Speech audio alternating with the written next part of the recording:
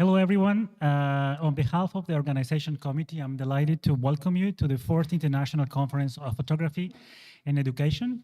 The Blurring the Lines conference will provide an opportunity to reflect on this year's theme, the meaning in the making. We aim to potentially distinguish meaning in photography from meaning through photographing.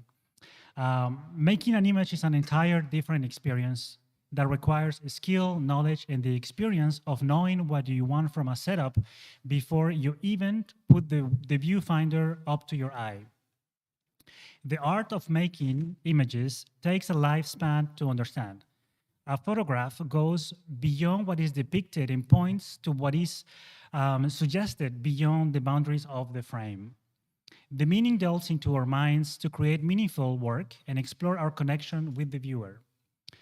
It is attained through narrative, storytelling, symbolism, and metaphor, leaving space for imagination and deeper audience engagement. In that sense, finding meaning in photographing comes down to understanding ourselves, what we value, what we fear, and how our experiences still inform our emotions and behavior today.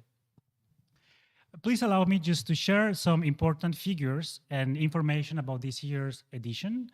The selection was made by the winners of the 2021 edition, Raul Armando Jimenez Jimenez, Irina Dimitrovskaya, and Corazon Yutin, Blurring the Lines board members, and guest curator Sarkar Pratik. We received 174 high-quality projects from 44 participating schools worldwide, which is a good number. The curator selected 3 winners, 30 finalists, and 13 special mentions for the 7th edition. Some of them are here today with us. Congratulations again, and thank you for coming all the way to Venice. And for this edition, we changed a little bit the rules of this conference because this is the 4th conference. So we decided to give you the floor to express and share with you your thoughts on the topic. And also giving you this space by inviting 3 guest speakers that are professionals in the field of education, but also the professional settings. So I'm here today with the 3 speakers. So one is here with me, and the 2 actually are online that we will see later.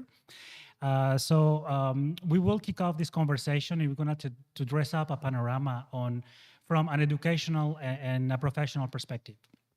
We will continue with an online roundtable entitled Strategies for Visualizing the Invisible, moderated by Ragna and Maric, one of the winners of the 2020 edition, a German photographer. Then we will have an in-person roundtable entitled Emerging Talents and Challenging Perspective, moderated by Elena Volpato from the European Cultural Center, and some of you that are here. And then, of course, after each panel, we hope to have time for hearing your questions. And also we have, of course, as a reminder, this is a live stream on YouTube. So we will receiving some questions from the public online. Many thanks go out to the members of the European Cultural Center, the IT team behind that's making this possible. It doesn't seem like it's easy, but it's very complicated, the technology behind this. Our partners, Urbanautica, Parish College of Art, of course, and Photodoc for making this conference possible. Okay, let's get started.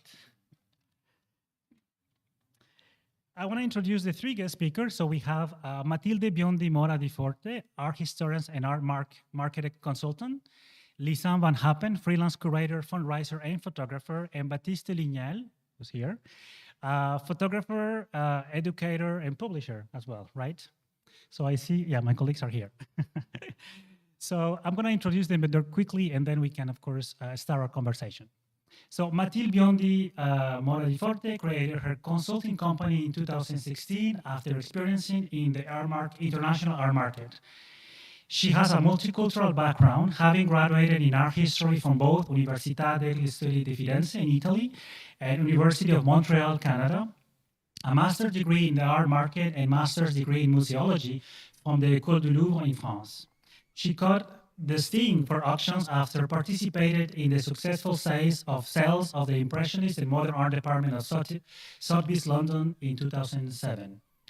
Then she started to work at Christie's Paris auction house in 2010 and made her mark in the business development and arts department. She took charge of the exhibitions and production of the Polka Gallery in Paris in 2014. Her different positions on the market had given her the chance to manage exciting projects such as the sales of the Chateau de Gourdon, the launch of the Paris Tableau Art Fair, the setting up of various exhibitions from William Klein to Émeric Luizet, and art fairs like Paris Photo, Art Brussels, Art Basel Miami, Photo London, acquiring a fine knowledge of the art market. Now, Matilde is based in Rome, and she offers consulting services to private collectors and market players.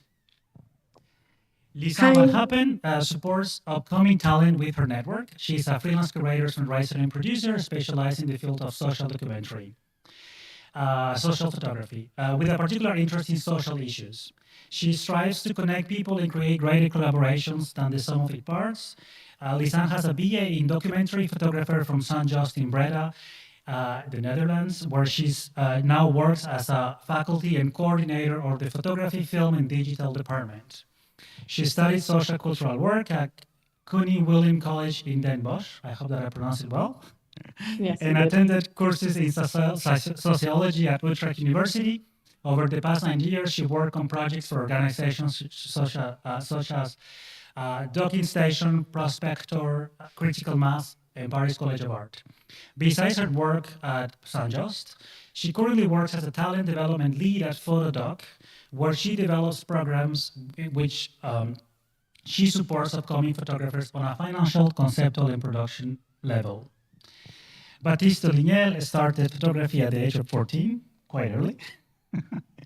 After studying history for 2 years in Paris, he moved to New York and studied at Parsons Schools of Design.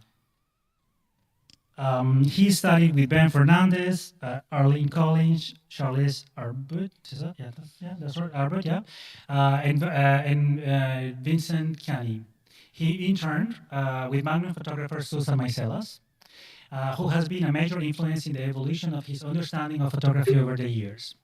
Back in France, he was an art director in advertising for a few years before dedicating himself solely to photography. He then co-founded the Photography Cooperative Association, right, Otra Vista, in 2010, a toolbox used to publish prints and photo books. His focus on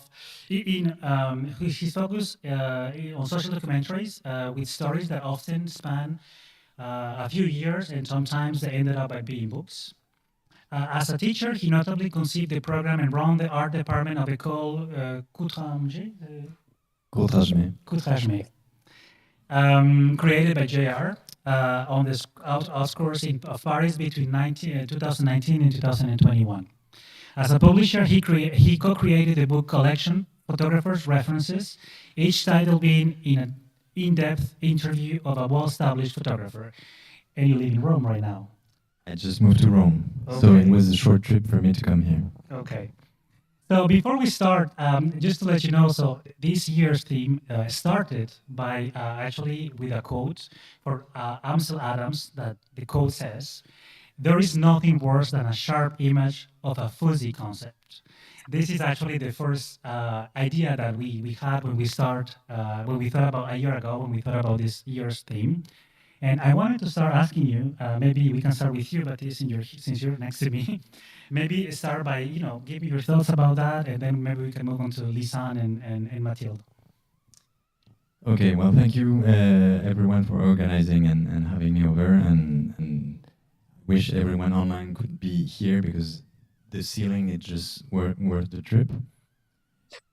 I discovered the quote that you just read just when you invited me to be part of this project, and it really sums up very strongly and very in a short way, my thoughts about what photography should be, and the fact that a project needs to have a purpose, needs to have an intention, and that photographs just by themselves are often insufficient. There was one image that I wanted to start showing you. I don't know who's in charge of the images right now. Is the image coming up, or is the image coming up? I don't know. We can maybe.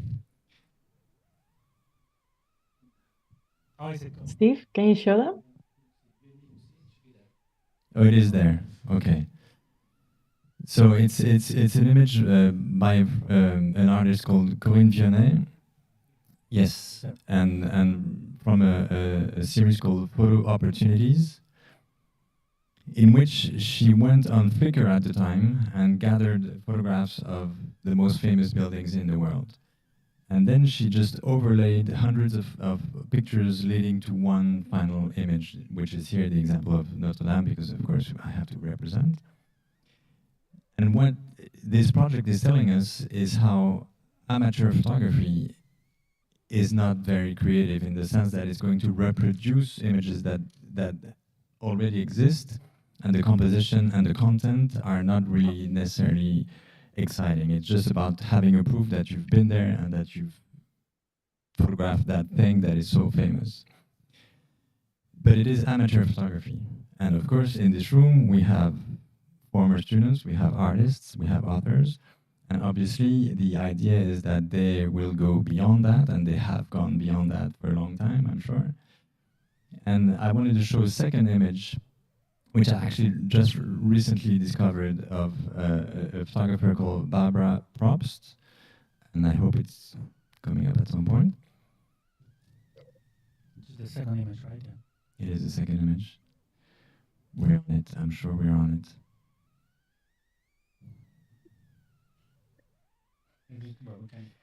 We can, I mean, the idea of her work, which I'm sure is going to come up at some point, is exactly the opposite, is that any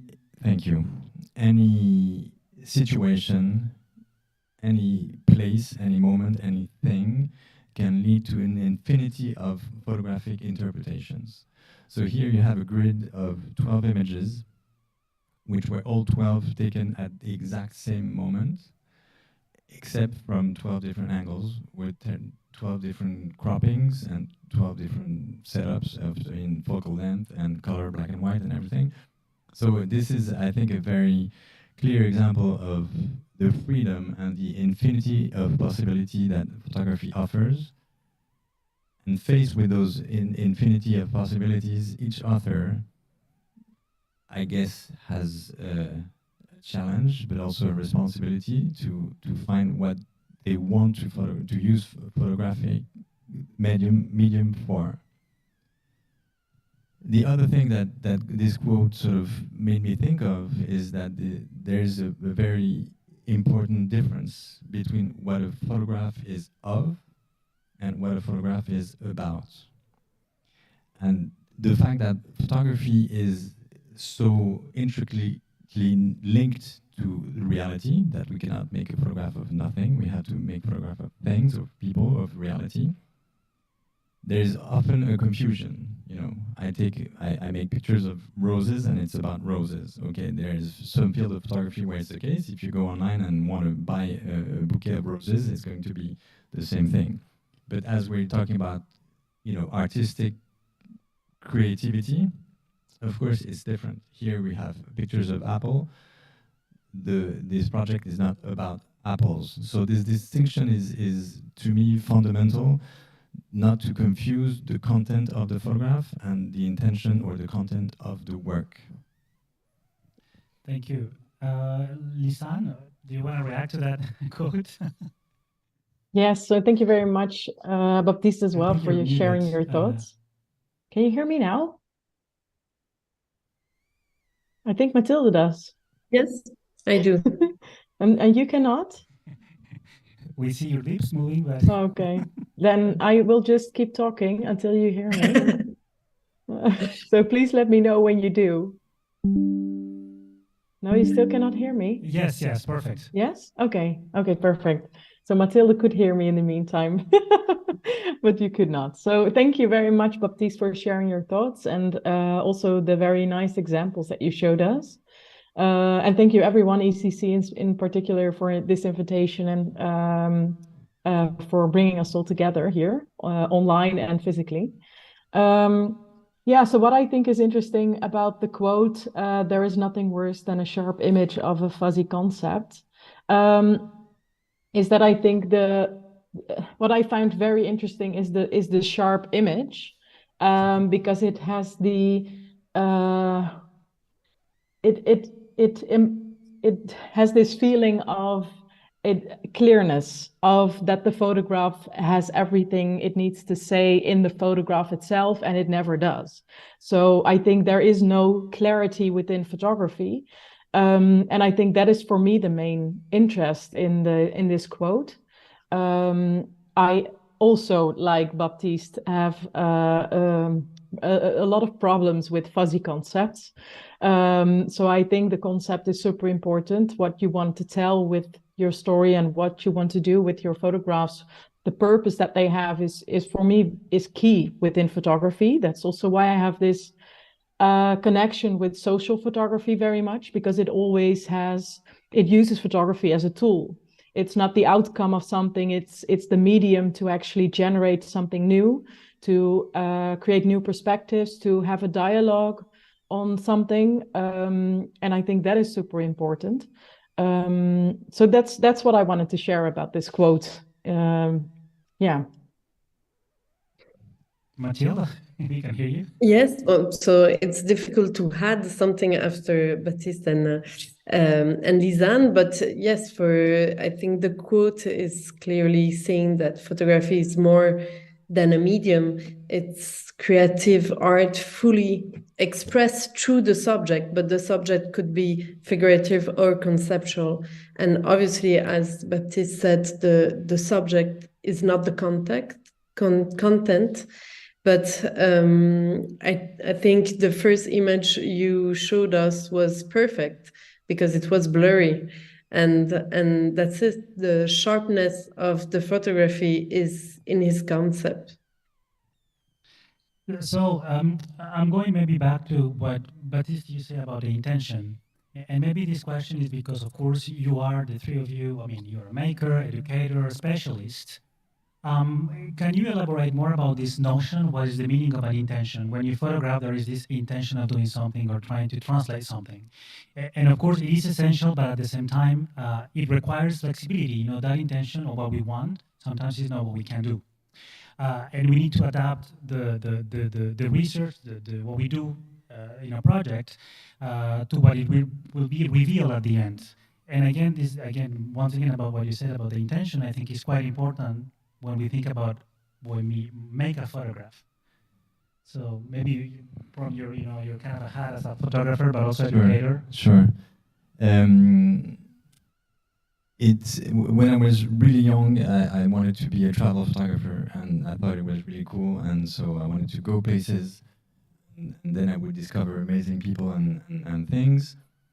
And then I talked to my uncle, who was a journalist, and he said, well, it's pointless if you don't know what you're going to talk about.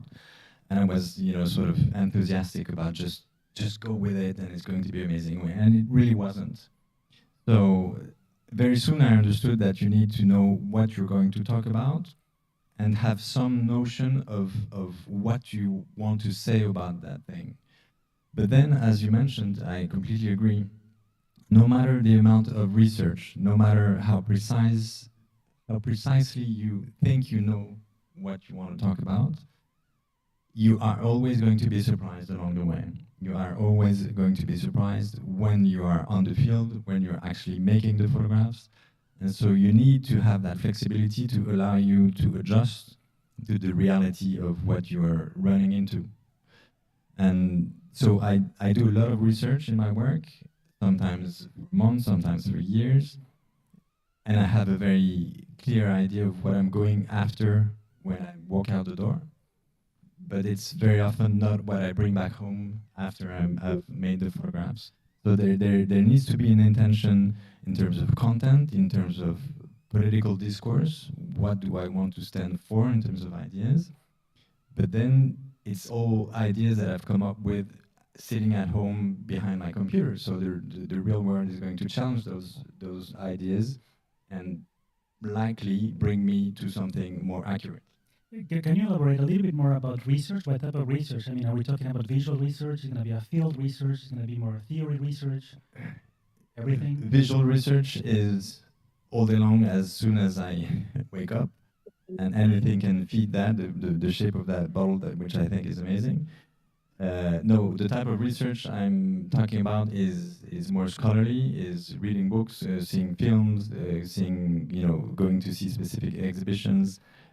A lot is about reading books, which allows me to fine-tune ideas that I might have started developing, and most of all, to learn about what I want to talk about. Because one of the essential things in photography is that I think you build your legitimacy through the thoroughness of the research that you've done, which I believe allows you to talk about any type of topic, provided you've done the work.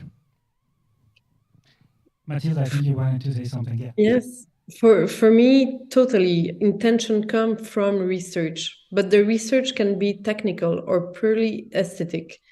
It's not always social or political. It's still coming from an interior question or an interior research of the photographer's own eye. And so I maybe want to share with you some images that for me can express this flexibility that you need in the field, but comes from great photographer that I love very much, Émeric Luisset, a French photographer that always shows his own perception of reality or representation through artistic transcription of more geopolitical analysis.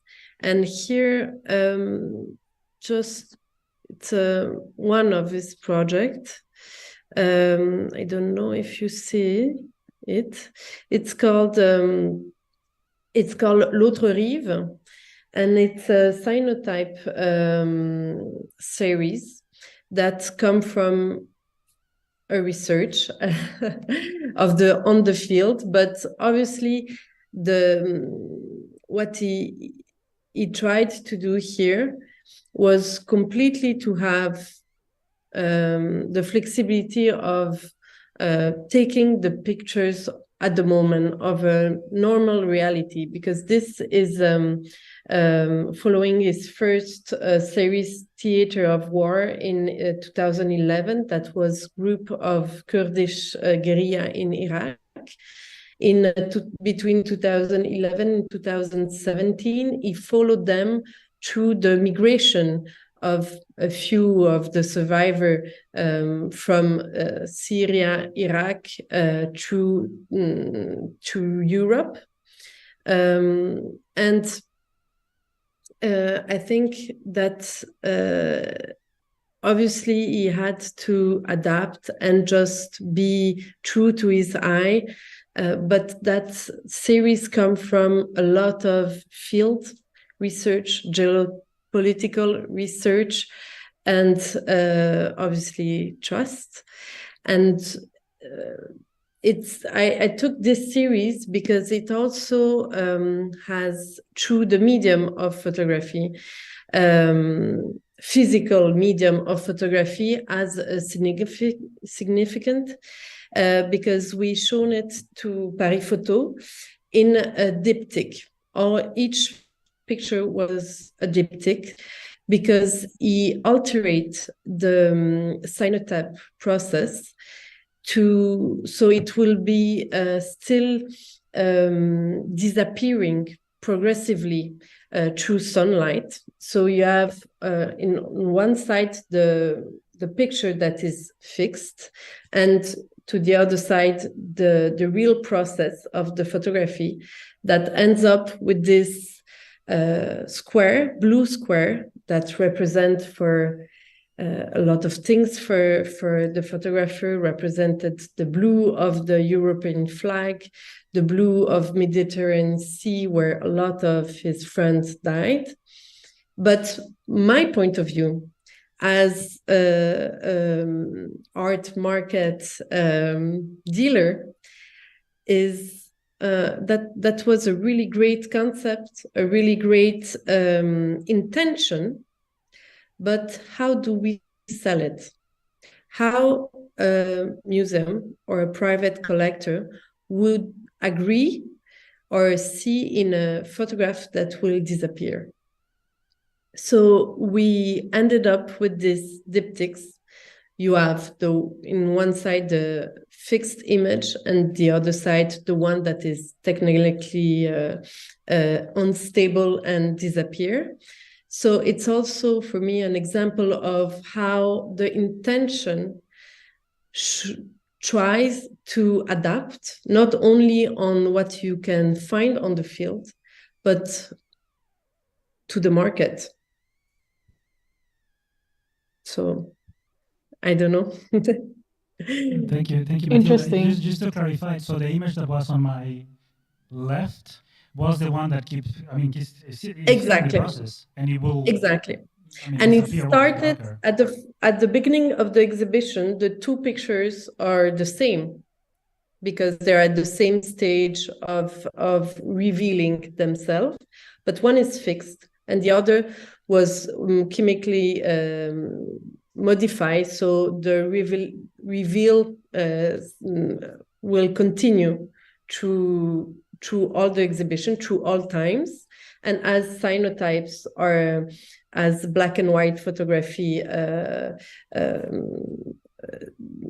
always, it's an unstable process, but it's based on blue. At the end, the picture is totally a dark blue. Okay, we will keep that for one of our questions about the institutions and how we are shifting things and how we appreciate things. But I want to first maybe hear Lisanne on that question. Yeah, so there are a few things that for me stood out in what Matilde and Baptiste said. And one of the things is doing the research when you actually start a project, visual research, like many different types of research. But at the same time, what I think is even more important is to actually be transparent about the research and about your position as an artist and about the intention that you have. Because when you are transparent, then it's actually showed what you actually did and did not do, because you never know what you did not do. Or some do, but I think that is the main question, that often we don't know what is outside of our boundaries in research, or you don't know if you have covered everything, if you know everything, and should you know everything, or is photography also a medium to actually explore and to develop?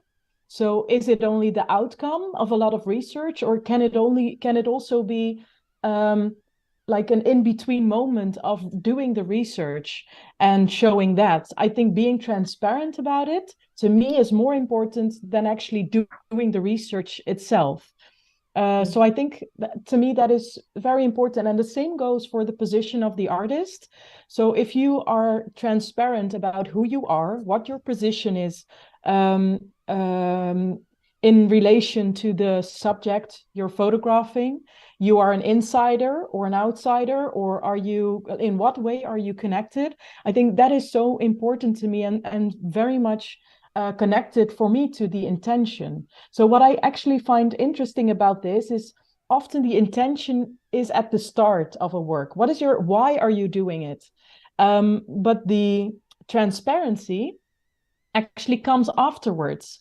When you have created something, then you have to think, and also during the process, of course, you have to think, in what way can I be visible and transparent about my position as an artist in relation to this work?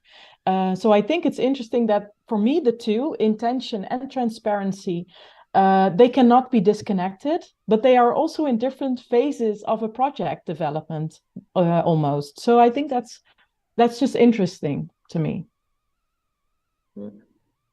Yes, Lisanne, I wanted to react to what you were just saying about the transparency. It applies, I think, at a few levels. The central level is transparency of your intentions towards people that you are probably involved with, the people that you are talking about, the people that you are photographing, basically. And to me, I find that they are going to push you to the limit of what you are able to explain, because as you're coming to their lives, of course, they want to know why. what you have the intention of saying about them, about their lives, about their context, about their sufferings, about whatever it might be. So you better be prepared, because they are going to ask the tough questions and hopefully give you great ideas as well, because as it's going to be a conversation, they're going to open up new directions that you might not have thought about. Regarding the other aspect of transparency, the last book that I did is probably the one that required the most research in my work. It's called Sauvage, and at the end of the book, I have a very long bibliography. And that's part of the transparency that I think you're talking about also, is we all know that there's work that needs to be done before the end result, but the spectator usually does not have access to that. And to me, it felt really important to put it on the table, saying, you know, this is what I read, this is, you know, the thinkers that have sort of guided me through my thought process, and it's sort of an added content for the reader to understand where this all comes from, and also to give them leads to expand if they want to read more. That it's there. It's something that is very common in, I would say, scientific research, because bibliography is sort of the thing is mandatory. If you don't have it, it won't be accepted. In photography, it's less common, and I think it should be more so. So can I ask you a question, Baptiste, about this? I was wondering, did you get any comments or questions on that transparency, on mentioning what you have actually done research based to actually do the work? Did you get any feedback or comments or input? Or I did in the sense that many people reacted to the fact that it even existed in the book, that it was welcome, that it was something that they rarely ran into, and that they thought it was cool, it was nice and meaningful. And it also is a way to be transparent about the breadth of the sources that might have fed your work. So I mentioned comic books, I mentioned novels, I mentioned photo books, I mentioned everything that might have fed my thought process. Matilde, you wanted to say something, right? No, but it was said. But yeah, for me also the book, it comes hand to hand with the photographic medium. As you said, it's to share transparency, to share a message, and I think it's maybe more valued in Europe than in America, even if obviously photo books and research on photography are well known and well researched in the States also. But I think maybe the link with this more European point of view of sharing your knowledge and to sharing your sources and to validate our research. I don't know if that's come from a cultural point of view or not, but totally, I think this kind of photo book and research are essentials to photography medium. It's interesting to hear you, I mean, the three of you talking, especially Matilde and Yusman, because of course you come from, I mean, in terms of intention, when I see you both, I mean, I think about a non-profit organization and more commercial organization in your experience. And did you agree actually what it is at the end, the outcome? But then in the process, it's not the same, right? But of course, I mean, you all, the three of you, work with photographers at different stages in their careers, from school, then young photographers or more established photographers. And I think, of course, learning is a long life process, but how do you define the interest of doing in the pedagogical and the professional field? But also, I mean, you mentioned several times point of view and personal opinion. So I want to see, now that we have, of course, the concept, the narrative, we have the intention, let's move to the personal opinion or the the point of view of a photographer, how we can build up on that when it comes to making a photograph. And this is probably the difference. I mean, I guess that for you as institutions and for you maybe as a publisher, when you receive a project, what's going to make the difference is that in the end, right?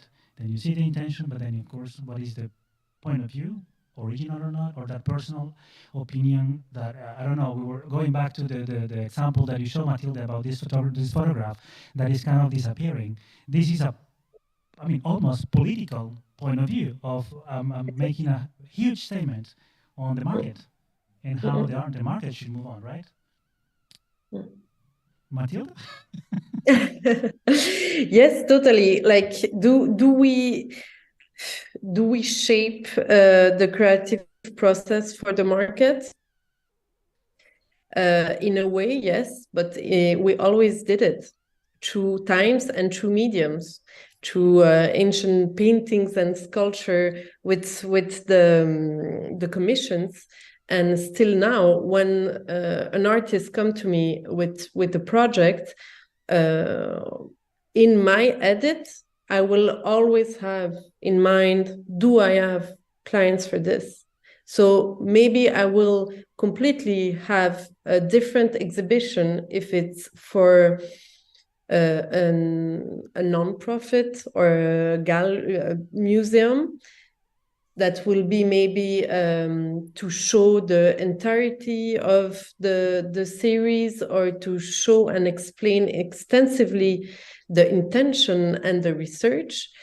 And if I do the same work of editing for a gallery, a market gallery or an art fair, I will choose pictures that do not change the intention, do not change the artist's point of view, but I will pick the one that I think will best fit to the market I know.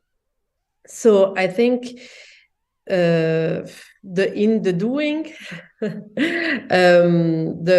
the market, for my side, it's art market, but when you're in commercial photography, you still are shaped by your market. It's clearly a big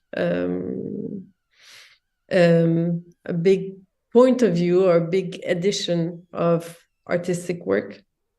So can I ask you a question, Matilde, like related to that? Because do you mean that the selection that you then make specifically for more commercial purposes would be purely looking at aesthetics then? Or do you also select? No. So what is it? What do you take into consideration when you decide to maybe make a different edit or a different presentation form? Because you want to sell the work, because you want to make sure it's commercial, as a commercial purpose. But when you sell or artwork, you always need to have the fully understanding of the artist concept and the intention that was in the picture and in the series, obviously. But I will edit based on why am I exhibiting. If I'm going to Art Basel Miami, it will not be the same edit that if I go to Photo London or Paris Photo. We edit because we know the collectors and we know also the curators that will come to us. With Paris Photo, it's a great event where you have all the best museum coming with their little envelopes for the year under their arms, and they're shopping. So we talk to institution and to private taste, but you need to adapt to your market. As a photographer, I'm sure does, but that's difficult. That's when you set different stages of your career. Obviously, when you study photography and when you enter the professional world, you need to be flexible. And true to yourself and to your intention, obviously. we are not here to modify the intention of the artist. Never. I Sorry. wanted to respond to your question more on the school side, so pedagogy, which is something that I do teach and that I love. Talking about intention is also something that applies to teaching. So many in the room are just out of school or still in school. And you need to understand that teachers do think about what they're bringing to the classroom, hopefully. And what does that carry in terms of meaning? So I'm just going to tell you one story. As you mentioned, I work for l'école Courtrajmé, and one of the students is in the room. And we had the first year, we had 13 students. And so on the first day, I asked them, so what do you want to work on this year? So in terms of content. So we had a list of 13 different items, topics that they wanted to develop throughout the year. And at the end of this, morning, it took the whole morning. I said, well, okay, you have this list of 13 items. Each of you are going to address those 13 items for tomorrow, and we're going to have an exhibition tomorrow afternoon. And so they thought they had a crazy teacher, and which I'm not sure they ever recovered from that experience. And they did it. So we had 13 times 13 pictures for the next day, and we had an exhibition, and we had visitors. And what was my intention is the point. My intention was that they would hear on day one that they already knew things, that they were not here to learn because they were ignorant, that they were here because they already knew things, and that we would just be here to carry them a little further, which is something very un-French. In the French education, you're always told that you're stupid, that you're ignorant, that they've never had such a bad class in their life, and so on and so on. And so in my learning about teaching, that has become sort of a central element to tell the students to make them understand that they are in charge in a sense, and that they already have talent and they have power to express things, and they don't need me all the time. Lisan, do you want to say something, or shall we move to the last question? Because I see that time is running, and I want to give, of course, time for questions as well. But I would really like to respond to what Baptiste is saying, because I'm actually also working at St. Joe's currently, also teaching, learning a lot as well. And I think it's interesting to that we have this view of teachers, that they are the experts, let's say. And I do not consider myself an expert in the field I'm actually teaching in. I just think that I know a little bit more than the students I teach. And I am very curious to know more with them. So I'm going to invite them on this journey with me to discover more about this subject. I am teaching them.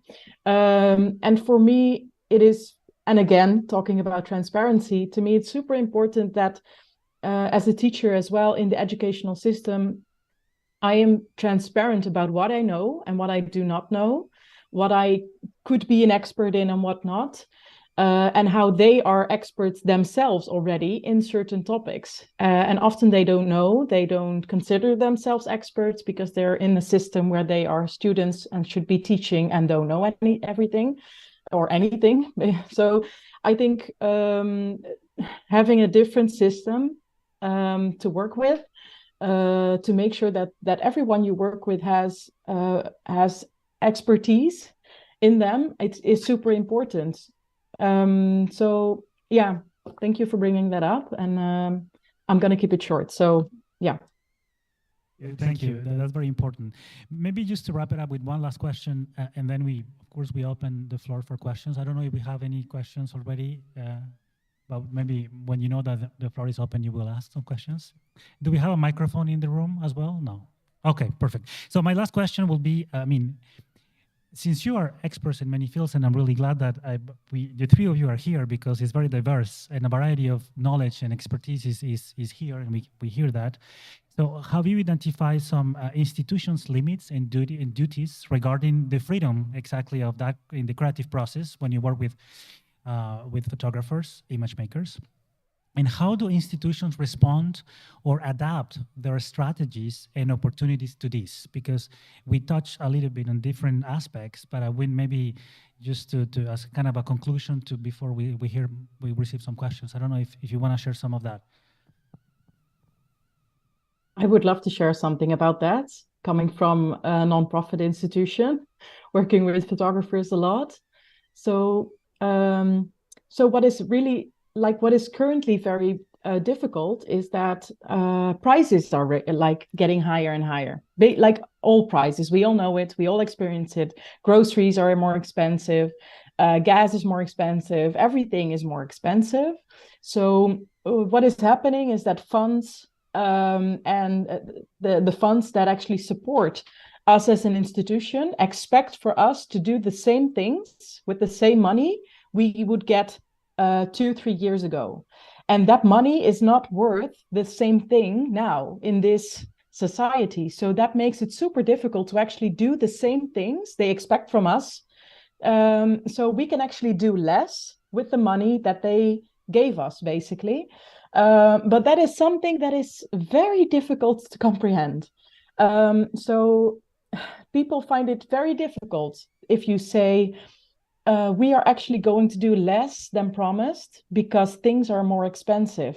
And we still want to do fair payments for artists. We still want to do fair payments for all the people we work with to make sure that they are also with us in 2 or 3 years' time. I think that it is interesting, but also a little bit worrying, I have to say. Matilde or Baptiste? No, I totally agree with you. And from my point of view, on the art market, the prices are still going up, but in another way. Even with the COVID crisis, that was terrible for artists, actually, for exhibition, for research, for just try to live up what they are supposed to do.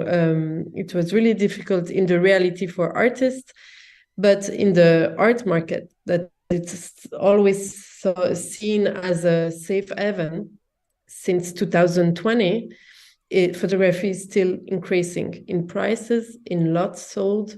He has always more floor on an international point of view. So, and it's at the beginning, photography was more like an entry for some collectors to the contemporary art and the field of the collection. And now photography has crazy prices, and as we can see, we saw in Paris Photo with vernacular pictures that had kind of high prices in each field. And so at the end, it's the same thing from your institution that now for the same amount of money, you have a lot of restriction, and you can have less and can access less of what we were 2 years ago, maybe. Okay, so my answer to this is going to be quite on a different line. The issues that we've faced, including with the students, and that's sort of been an ongoing conversation that I still have with the now former students and active artists, is the political line of the institutions that they are invited to exhibit in, or that offers them opportunity. And that is a very important topic to be aware of as a young artist, is whose money are you benefiting from? Where does the money come from? and whose name, in a sense, are you attaching your own name to by agreeing to be part of that exhibition or that project. As a school project in Courtrajmé, we were invited to exhibit at the Musée National de l'Immigration. And we started working, and it was very early in the year, and the students started making proposals, and then day after day, week after week, there was sort of an ill ease that grew with the group, and we ended up pulling out of that project, canceling the exhibition, because they didn't feel okay with the very purpose of that museum and what the discourse that the museum was carrying at the time, and we're hoping that it's changing.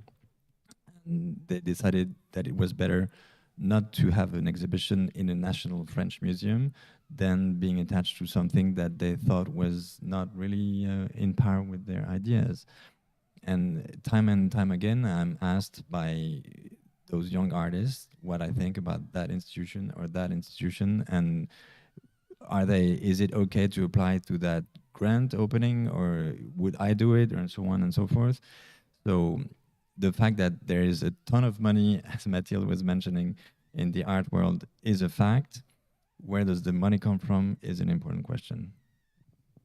If I may, to open for questions.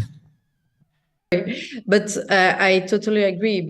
And the awareness of young artists and what it's called the ultra contemporary market, it's under 40 years old artist, it's clearly a big game changer. And for me, it's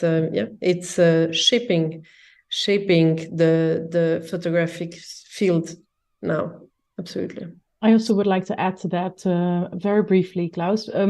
I think it's also responsible because you're now talking from the side of artists going into or going against institutions. But I think there is a role for institutions to actually support artists when they bump into power structures. So we, as Fotodoc, as an institution, we can actually, that is also why I mentioned very often to the talents that are connected to us. If you run into a problem or if you run into power structures that you cannot stand up in, please let us help you, let us support you. You can hide behind us. If you want, you share with us your worries and your concerns. And then it is also our duty, I feel, to stand up for them. And make sure that they are safe, because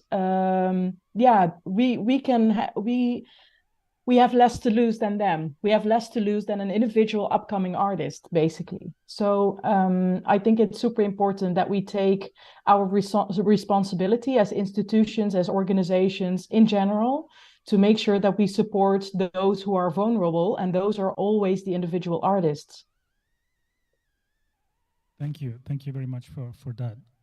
Any questions? Yes, there is. Hold on, the microphone is coming to you. So it's not really, does it work? Yeah. Yes, okay. That's not really a question, more like something I'm curious what you think about when, for example, the Dutch government isn't really funding the arts and the creative sector a lot. And as a young artist, there are some more unethical big companies that do support the arts.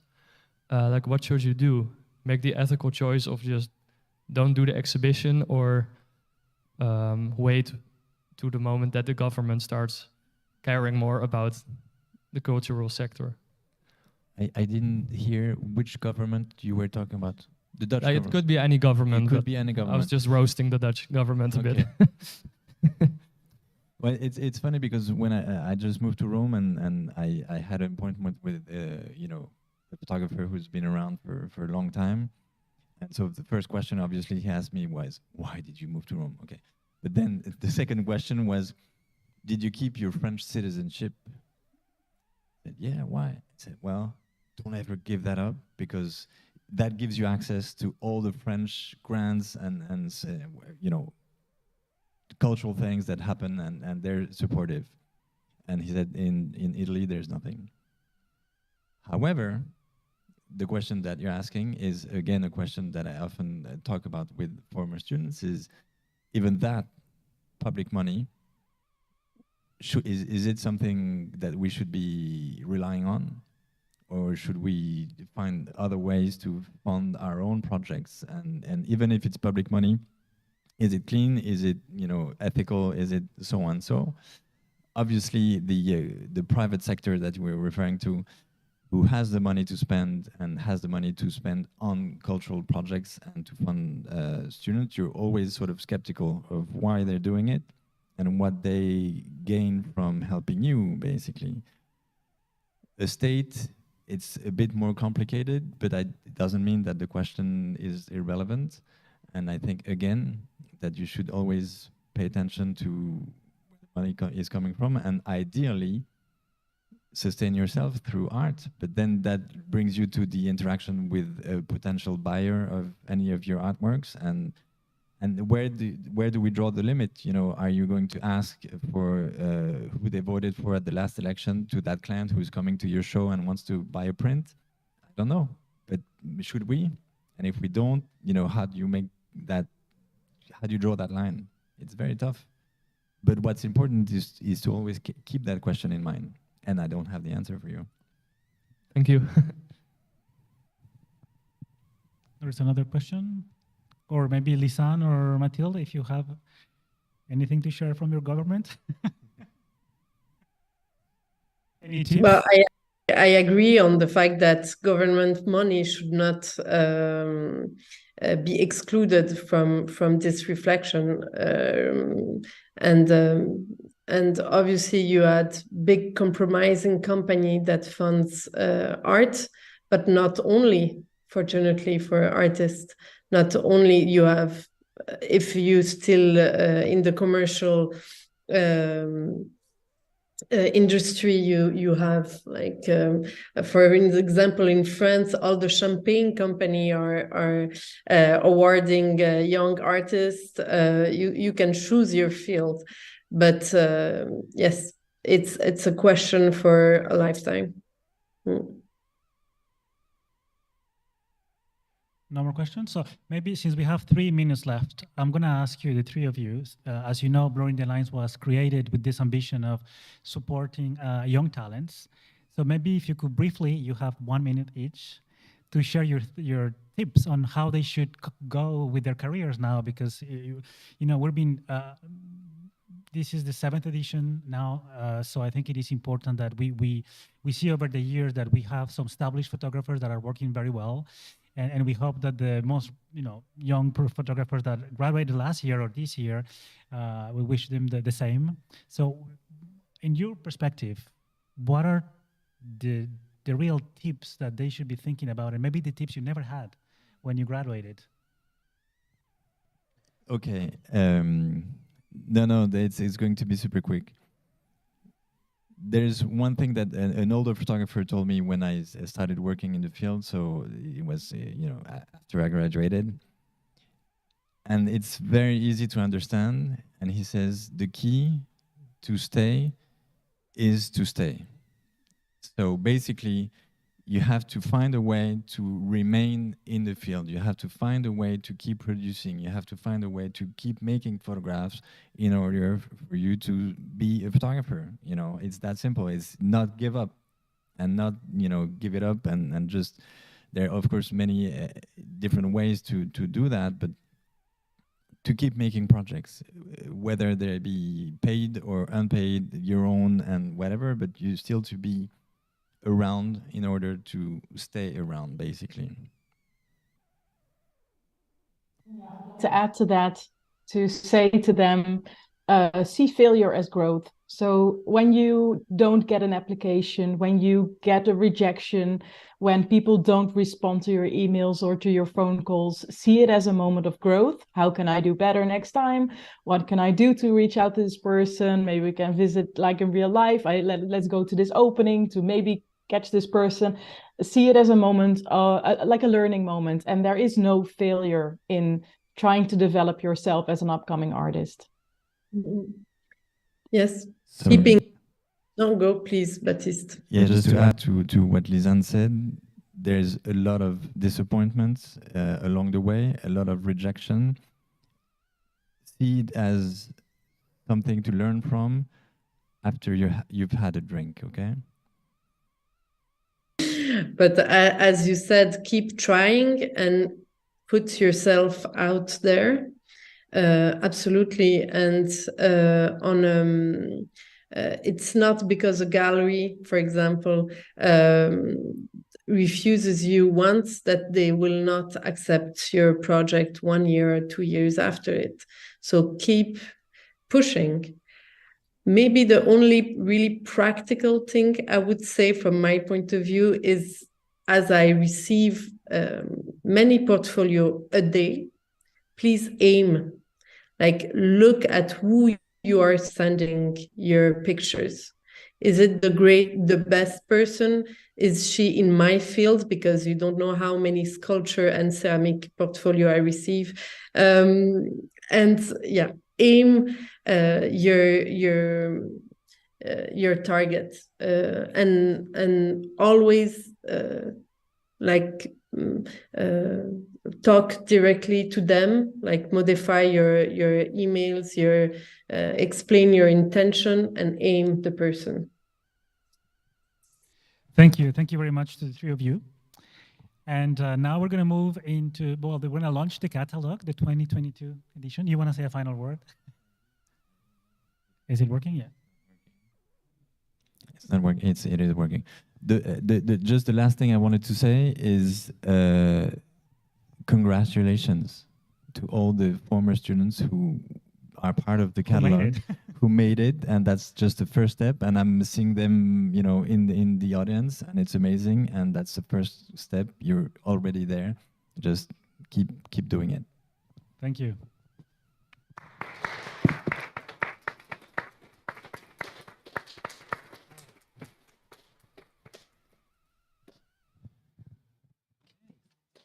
Do you wanna?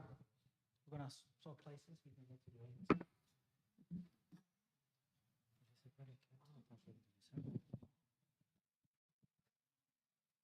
We need to. Yeah.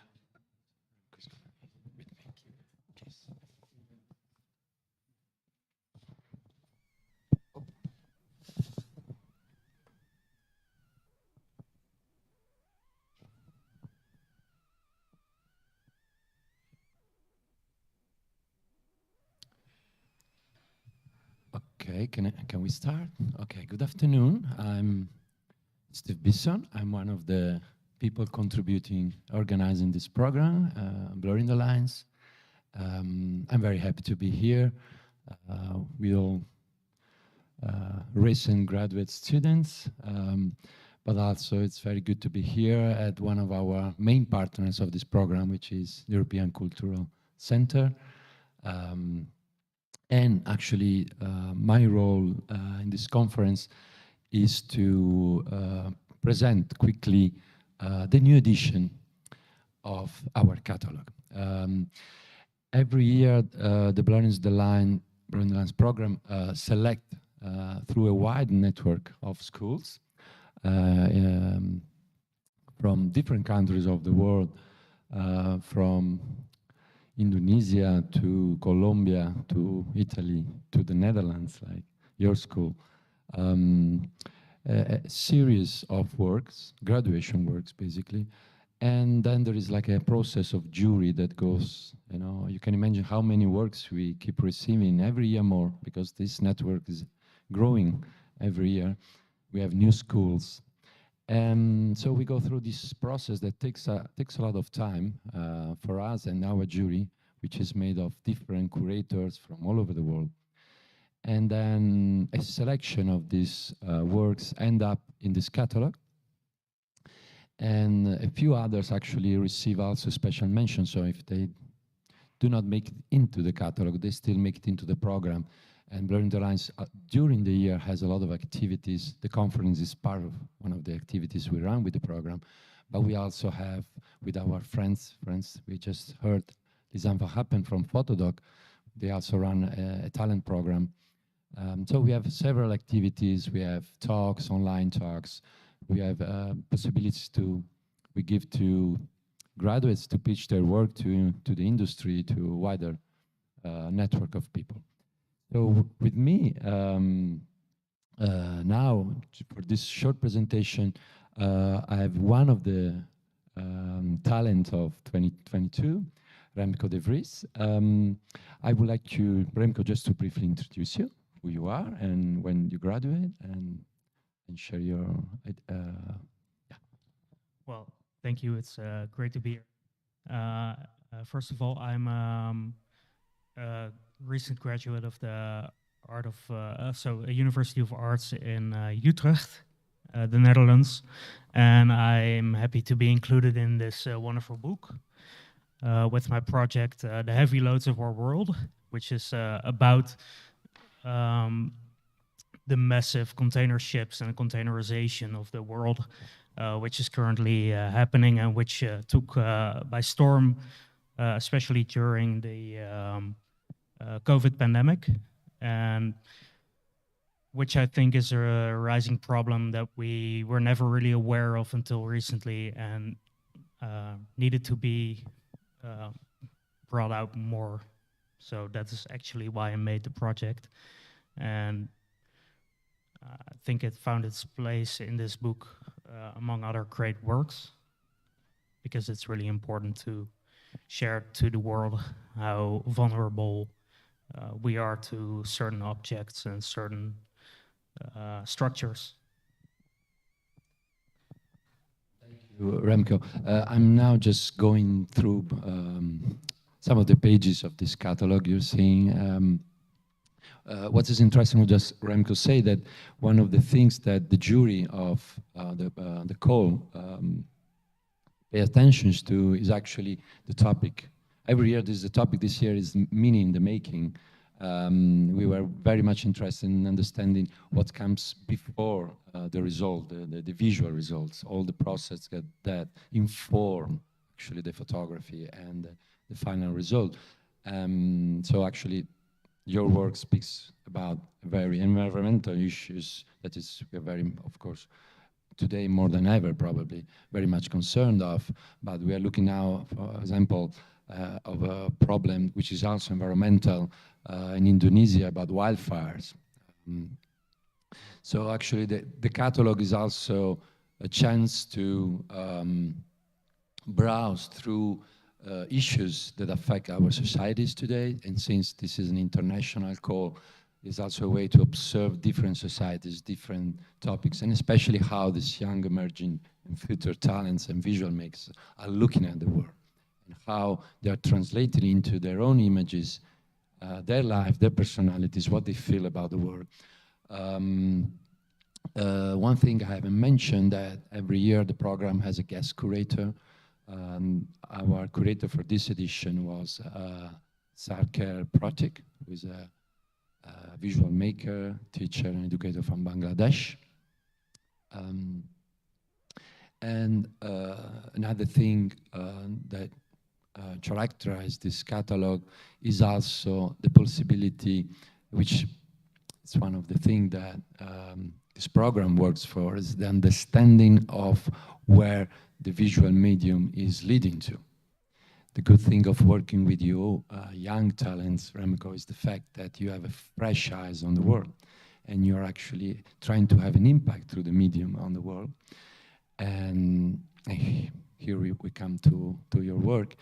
And for us, this is very important, because blurring the lines is about also blurring the lines of the language, and how, you know, this incredible medium, which is very accessible, very democratic in a way, also give us opportunity to tell differently stories, and to, in a way that hopefully they have an impact. So this is actually your work, and what actually is interesting of your work, I think it also combine metadata, different way of visualizing things. There are also images, data can be images.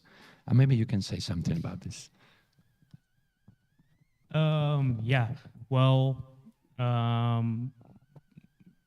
for me, this was really a year of a lot of research beforehand, and that's actually I was already going to the beach and seeing all these ships passing by. I didn't really have any thoughts about it.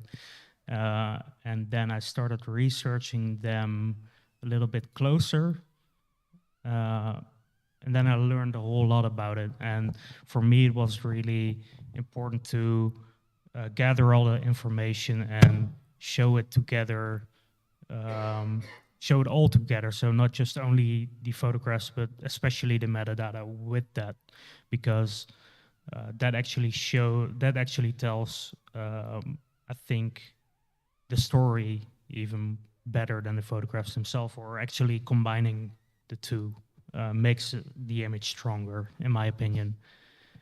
And it's also about the vast amount of images I took. So there's a little frame of the exhibition I held, which was my graduation exhibition. And there's an entire wall of all these ships combined. Like it's a month of ships coming in, just the largest vessels in the world, with all the metadata that shows you how. No, go ahead. We have one question for you. That's Oh, we sure. just received one question for you, but I mean, I'll let you finish. How environmentally and friendly they are, and well, I think it's important to see it all together. Yeah. So the question is, how do you see your audience? I mean, who's your audience for this type of project? Well, that's actually a really good one. When I was going into this project, my audience was pretty much, first of all, myself, to learn a lot. But then when it started to develop, I think it's just really important to show pretty much anyone out there who's interested in environment and but don't really know a whole lot about that, to see some more about it, because we see these ships or we see these images a lot, but we don't really think about it. And then giving people that information, that's what makes it interesting to me and maybe to others as well. Let's go through, we are going briefly through some of the images, but in the next panels we will have some of these talents are here, actually both online and in presence, so we'll have time to maybe go and look into more of these images. What I would like also to show about what is interesting when you browse through this, and that is one of the things that makes this is why we print a catalog, is that when you look at all these works together, it's not the same as if you're just going through on the website. I mean, all of these projects are on the website, of course, but like having them in hand is giving different perspective on the variety of approaches that insist today in image making. And this is quite exciting, of course, to see possibilities, especially when often we hear about the fact that photography is dead by important curators. They keep saying this. We don't believe in anything about photography. When people telling about photography is dead, I don't think it's true. I think photography has never been so alive.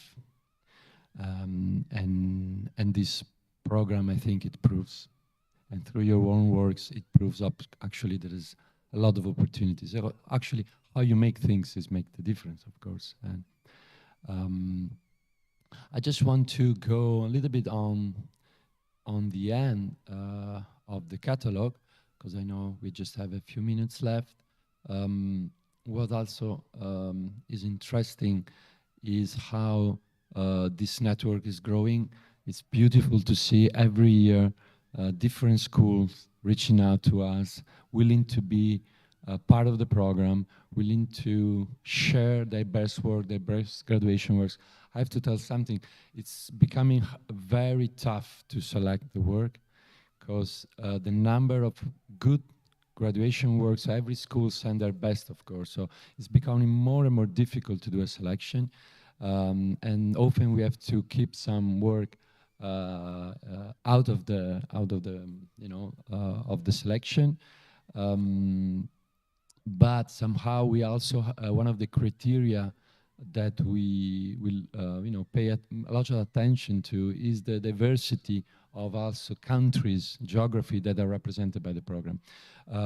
One of the previous edition of the conference, we focus on the type of education, formal, informal, non-formal education, which is a definition that was given us back in the days by the United Nations.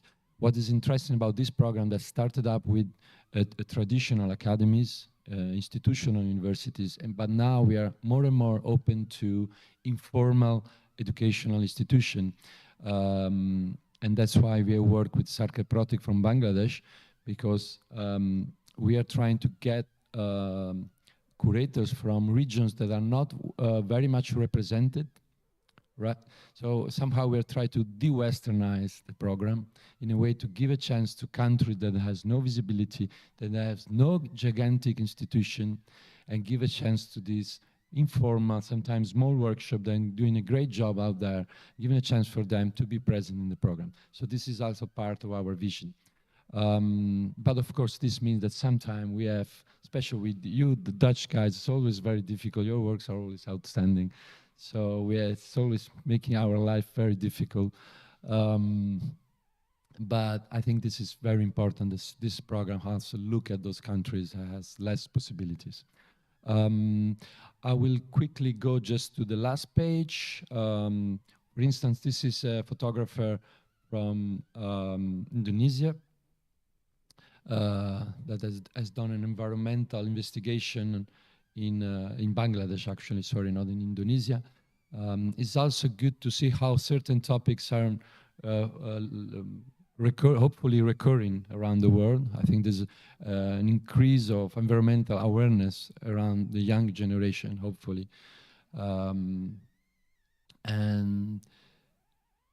And also, again, when you look at the image, you feel how much diversity approaches. Of course, it's difficult in a small catalog to, communicate all the different layers that this program, enhance. But it's very interesting. It's very interesting opportunity for us. It's a kind of blurring the lines. I would say it's an observatory. It's an observatory where the visual medium, the language, is evolving to. But also, it's an observatory about the urgencies in the world today. So I finally would like to thank all the partners who contributed to this catalog. Of course, ECC, Photodoc, the Paris College of Art, who were actually, this program was started up with me and Klaus Fruchtnis, who speak right before. But all the school, all the institutions that helped us during the one-year-long process in allowing us to come up with a catalog, come up with a conference, come up with this very interesting, hopefully, selection of graduation works. And I think this is it for now. If there are no more questions, I would like to thank you, Remco, for being here. I don't know if you just maybe want to give a last message. Well, I recently brought out my own book, which is now for sale. So you can DM me on Instagram. And I do have a Twitter as well, which is both at Krullenbos. Thank you very much. Okay, thank you very much. And I think now we move forward to the third panel.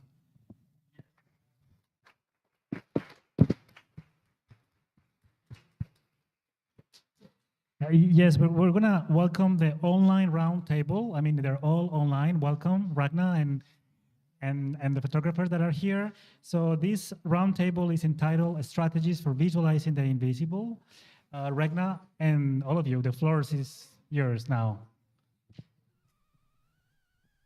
I welcome very warmly the participants, Weronika, Hilda, Nikita, and Manuel and Elena.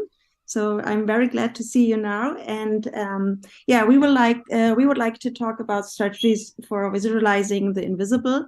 And I thought for the beginning, it would be nice if you could give us a little insight about your work, maybe in 2 sentences or 3, and maybe describe the need for making visible what you wanted to show other people. Maybe you could start, Weronika. Hello. I'm Weronika Perłowska. I'm from Poland, and my project, the title is Anger Detracts from Her Beauty. And like at the beginning, I started this to understand and somehow embrace my emotions and to explore how social perception of female anger affects me and how I see myself. So I think in 2 sentences, that's it.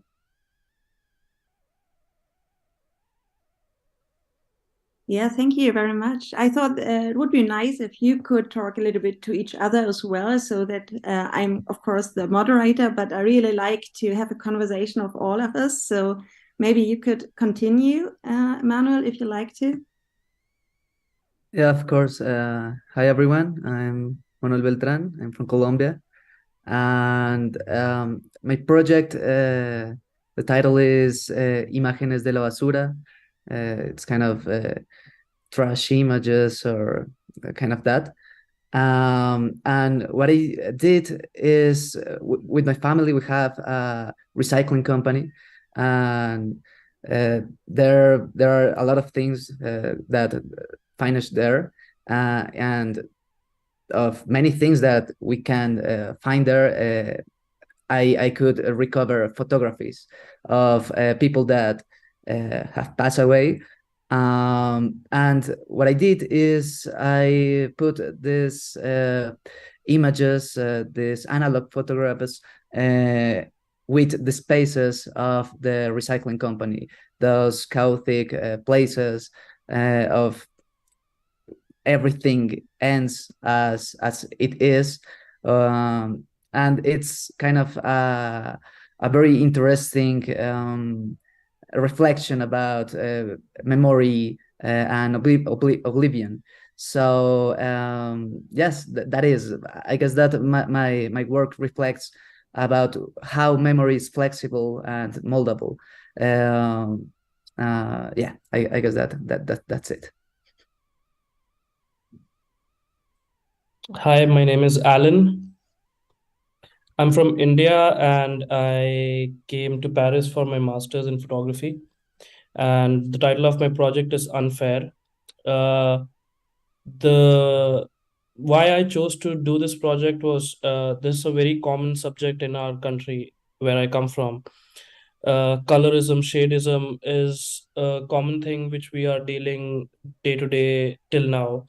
And the project really started with a thought of how to make commercial industry know that what they are doing wrong with the human as a society. And I wanted to target a project which was dealing with the same issue of colorism and shadism, and how, like, obviously many people have done the same project in a different way in India, but never have I seen impact with the similar kind of project. I wanted to create an impact with my project in which I could have shown like a single model to be in different shades, and a particular kind of comments which people pass whenever they see a particular kind of a skin tone, be it a very fair or a very dark skin tone. So my project revolves around how we can make an impact and spread awareness. Like, spreading an awareness in this century is not that a big a problem, but taking that awareness and making it happen in their own lives, that is much more important, which isn't happening till date, because products are still being sold, people are still using it, people still want to be fair. My project was revolving all these subjects.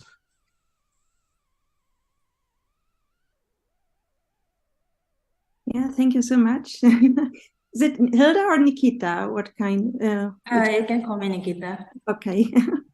Hi, so I'm from Indonesia and I came to Singapore to pursue my bachelor's degree. So my final year project is called Susu, and it is a publication that celebrates the diverse and complex Indonesian women. So the roots of my project started because the word feminism seems to still leave a bad taste in Indonesia, and as well as a lot of countries in the East. So there's this stereotypes that feminists are angry women who are rejecting family values and hates men. And as a feminist myself, I found that I wanted to dive deep and see like what is causing all of the stereotypes going around. So there's also this assumption that the movement came from the West, therefore doesn't belong in the East. But after a lot of research, I found that actually there's a lot of monumental events that happened in the past that really shaped the country to what it is right now, and they are all fronted by amazing women. So from my project, I decided to relance this historic moments and showcase this amazing woman through a fashion lens.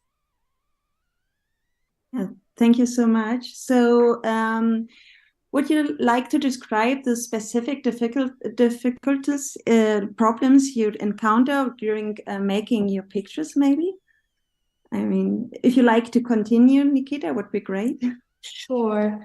I think when I was trying to do my project, I tried my best to plan everything to my best. Like, I think most of us would storyboard, like that's the basic stuff, right?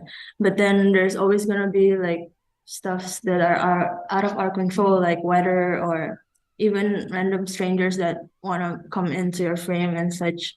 But I found that actually those surprises sometimes like gave a good result in the end. And I also found that sometimes my biggest enemy is myself. Like when doing a big long project, there's like moments when you just, because you spend so much time with your work, I think there's a lot of moments that you started to doubt yourself, like if this doesn't even make sense anymore. Because like you're so like in your head that sometimes you just need to take a break and like step out and talk to people, and then like you will come back to it like feeling more refreshed.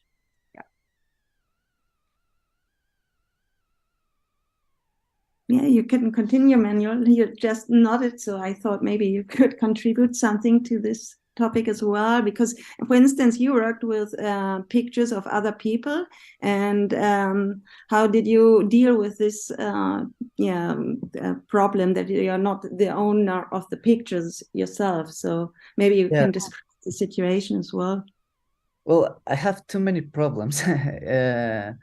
Like that you say is an ethical problem about working with images of people that actually are dead, and I need to find the links that people could have actually. Well, I mean, if that people have family, how was his or her history, and how can I respect that history? Because what I found was a lot of images, photographs in garbage, and without any clue to find out that person, how could be reality in this moment. And I'm sorry, I told you that my English is not very fluent, but what I'm trying to say is I have to respect the memory. I have to respect the story that person tried to tell to himself or herself, because there is kind of an album, a family photographic album is the story that everyone tells of themselves. So what I did is kind of break those links, break that memory, and create new meanings. And that is disrespectful with that memory, is a question that I couldn't answer at this moment. But what I try is to making a recycling exercise. I think that photography, contemporary photography, it doesn't make any sense to produce new images that are already a copy of every single image that you can imagine. It's already done now.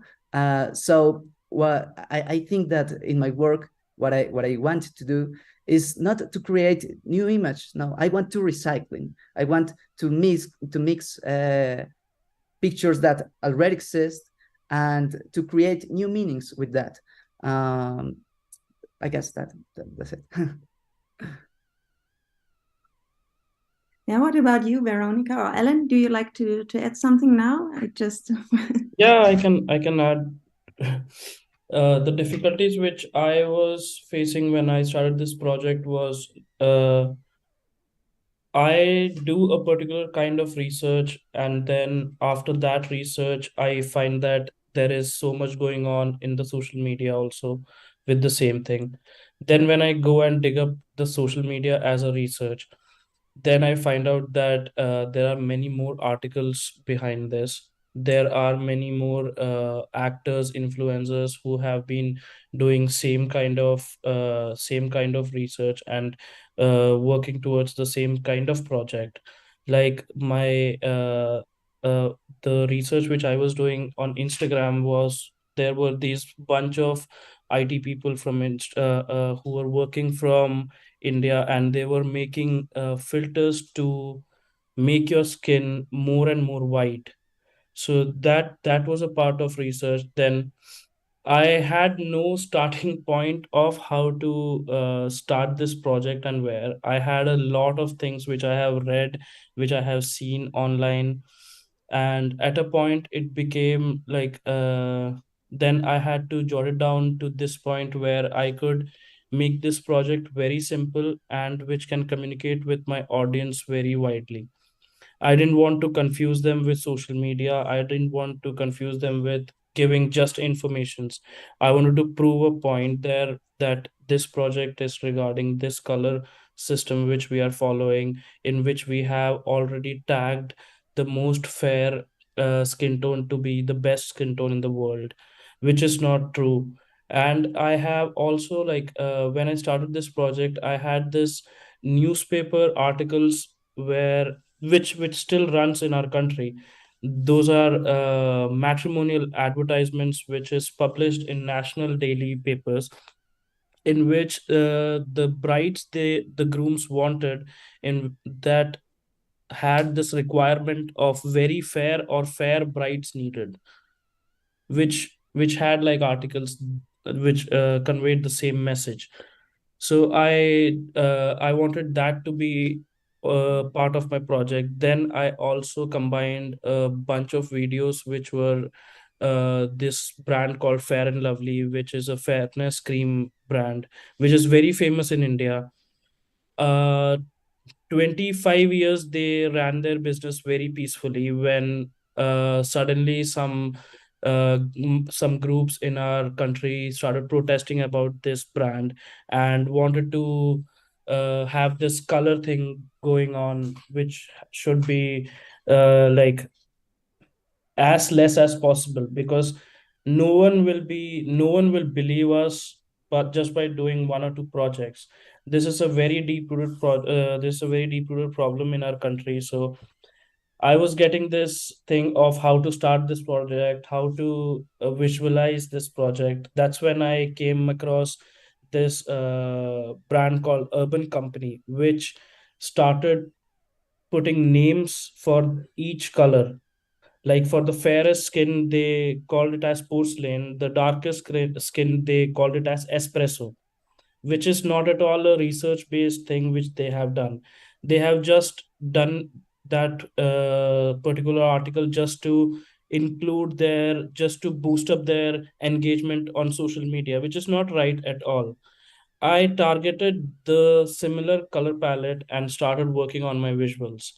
And then with the visuals, I started putting down the personal comments which people pass by looking at a specific skin tone. I added those comments on my pictures, which gave them a powerful impact. Okay, cool. So you, yeah, you had a correspondence with the people who, about your work also. So they were taking part in the project in a kind of. That's really interesting as well. Yes. I already had a shoot with like 2 or 3 models, and whenever I went for a shoot, I used to tell them the whole concept of the story. Then they would have a specific or a similar kind of story for me, just to tell me that we also face the same kind of discrimination. That's when I started like recording people as a video footage, so that I could get a moral ground on from their side on how they would have felt, because I knew what I felt when I was younger and when I used to go to school or colleges, and people used to call names just based on my color tone which I am. So that was a major thing there. Yeah. Thank you so much. And Weronika, you're also working with archives, I thought, and I would also be interested to hear from you how you work on a topic like Euros, which is invisible, and which strategies you are using for making it visible. Maybe you can tell a little bit about this. Is it coming from a feeling, or how do you work? Maybe it's maybe if it is possible to describe a little bit and giving an insight, that would be great.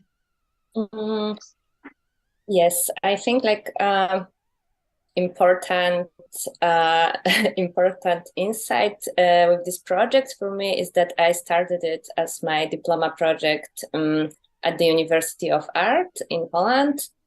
And those arts academies are still quite patriarchal places. And I've heard some like those, I don't know, saying about bad feminist art, or those things about angry feminists. And when I was graduating from photography department, there were no female professor there. So I was so very angry about the situation that it was an inspiration for me to start to work on this project. And I decided to say it from my own perspective, because I thought it would be the most honest way to do it, because I also always have this issue that I'm, this angry girl that is, I don't know, not so nice, and always feel ashamed of this feeling. I based on research, but I decided not to include the research part into my project, because I wanted to be like just, just pictures, just like aesthetic and more poetical one. So, yeah. Great. The images you used, did you know the people on the pictures, or did you have the same problem as Manuel? Like Manuel? Those are photos from my family albums. Mm-hmm. But yeah, I think it's not, I don't know, I use it and I don't know if it's right or no, because I just like use those pictures of other people. So it could be seen. Right now, I'm not so sure about it, to be honest, if it's okay. Yeah. I guess that it is allowed. Contemporary art allows us to do that kind of things, like appropriation of pictures. Well, I mean, when you publish something in social media, I guess that you lost the power and even the rights of that potentiality of that image. That could be anything, and in that sense, well, is the frame when I move the ethical frame that when I move in making my work.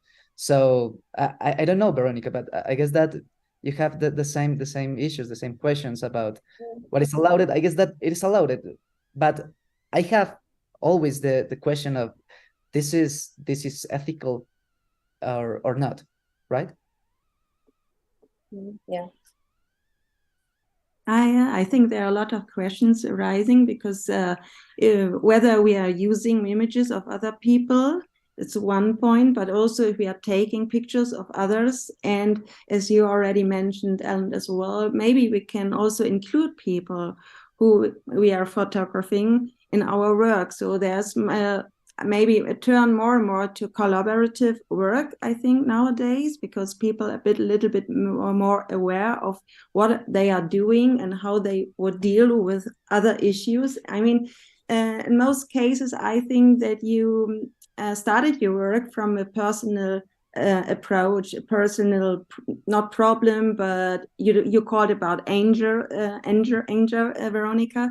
Maybe that's often a motor, and maybe what is your feeling? Did your work had an impact of what your what you wanted to depict, and what you wanted to make clear, and to put in pictures to maybe to push boundaries as well?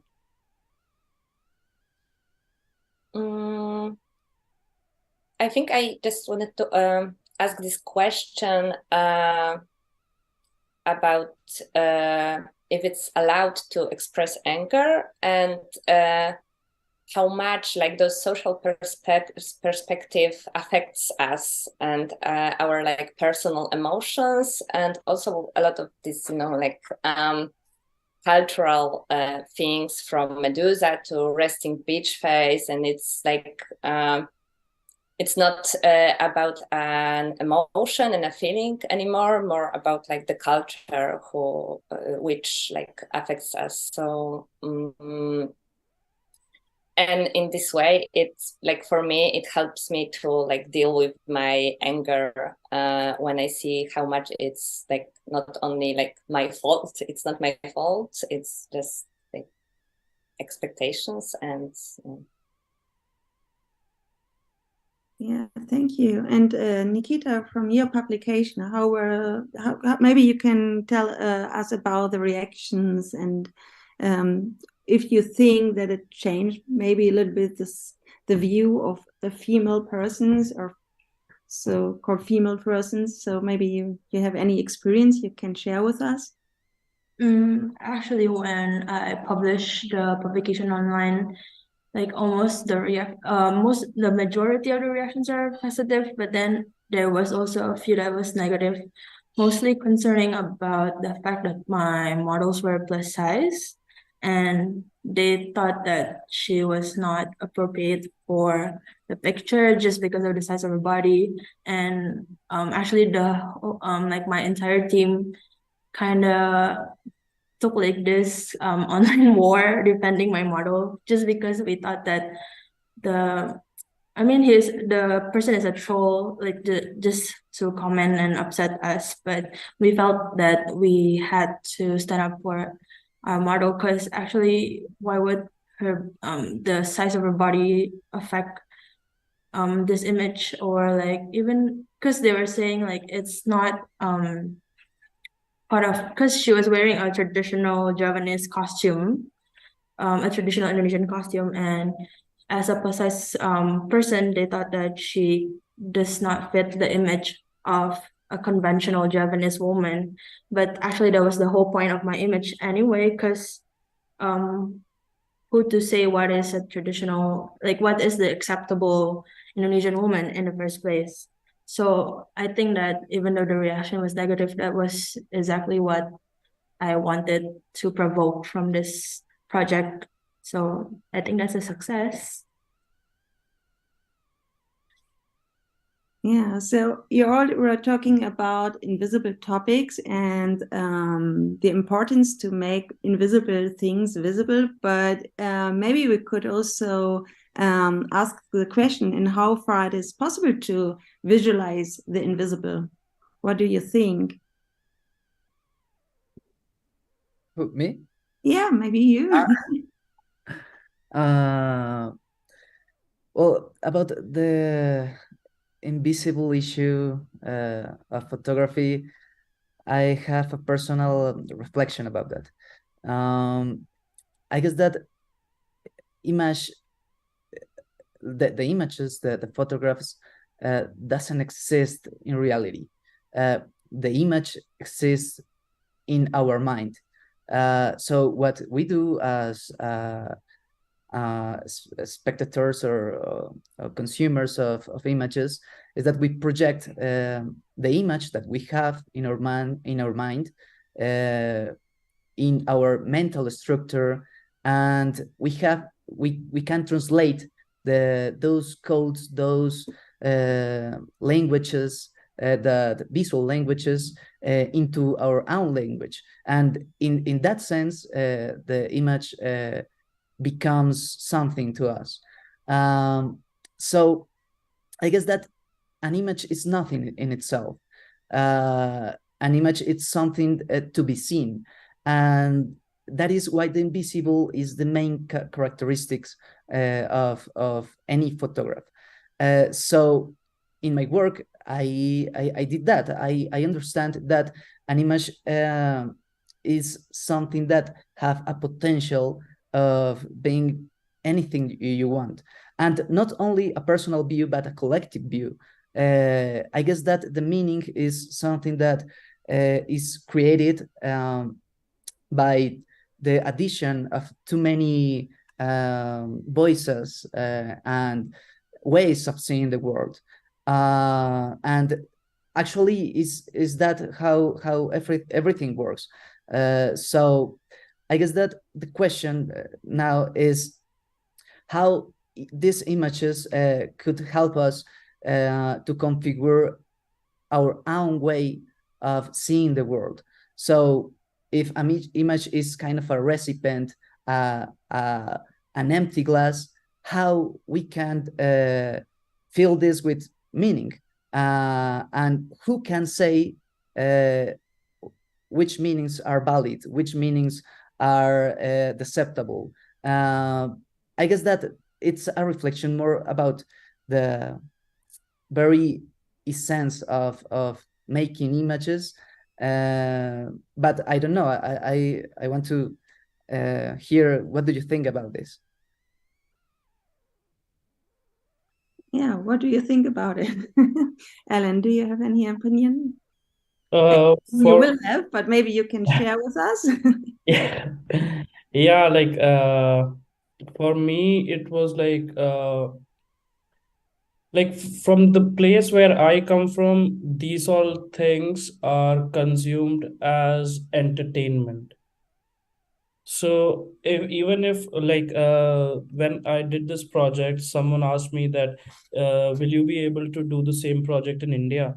And I was like, I could have been able to do this project in India, but the only problem with that is people will see it and forget it. And I don't want to create a project in which people just see and forget. I just don't want the images to be just images. That's why when I put up this like when it was my graduation exhibition, I was explaining each and every part of the image, like each and every skin tone of how people would react to this, so that I wanted the person, if he remembers about the image, he also should remember about the impact of what that image is causing. It's just not pictures. So like if you talk about my project, it's just one picture which I have shot. Rest is all applying skin tones and adding my personal my personal touch of what comments people are passing on. That was my project. So when people come to that room or a specific platform where they can see my project, I just want people to be so much so that oh, it's not just a beautiful image, then they kind of like go digging on that image of what the photographer is trying to say, what does that comment mean, what does that color stamp mean. So that was the process which I feel like a specific need of how we can portray things. Yeah, Weronika, would you like to give an overview? What are you thinking about the possibility to make invisible things visible, and what do we depict in a picture maybe, and how did it, maybe it's go ahead. I wanted to say just okay, I just thought about it. That's right now that sometimes this invisible thing, we don't really want to show it, or we don't really want to see it, because sometimes it's our like racism or like post-colonial view, which occurs in those photography, and that's this invisible thing, because like in Poland this year and last year we have like two refugee crises, two different refugees crises, one at the Polish-Belarusian border and the other one after invasion in Ukraine, Russian invasion in Ukraine. And I think it was this debate about how we photograph white refugees and like refugees from Europe, versus how we photograph like those refugees from Polish-Belarusian border, people from Middle East or from Africa.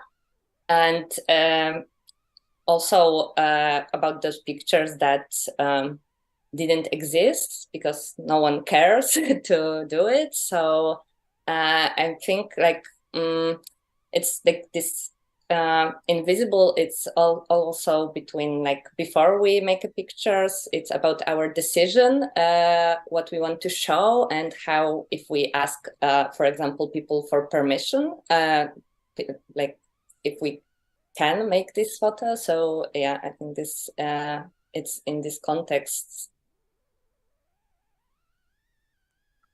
Yeah, it's very important because visibility is also a tool of power in this case, I think, as well.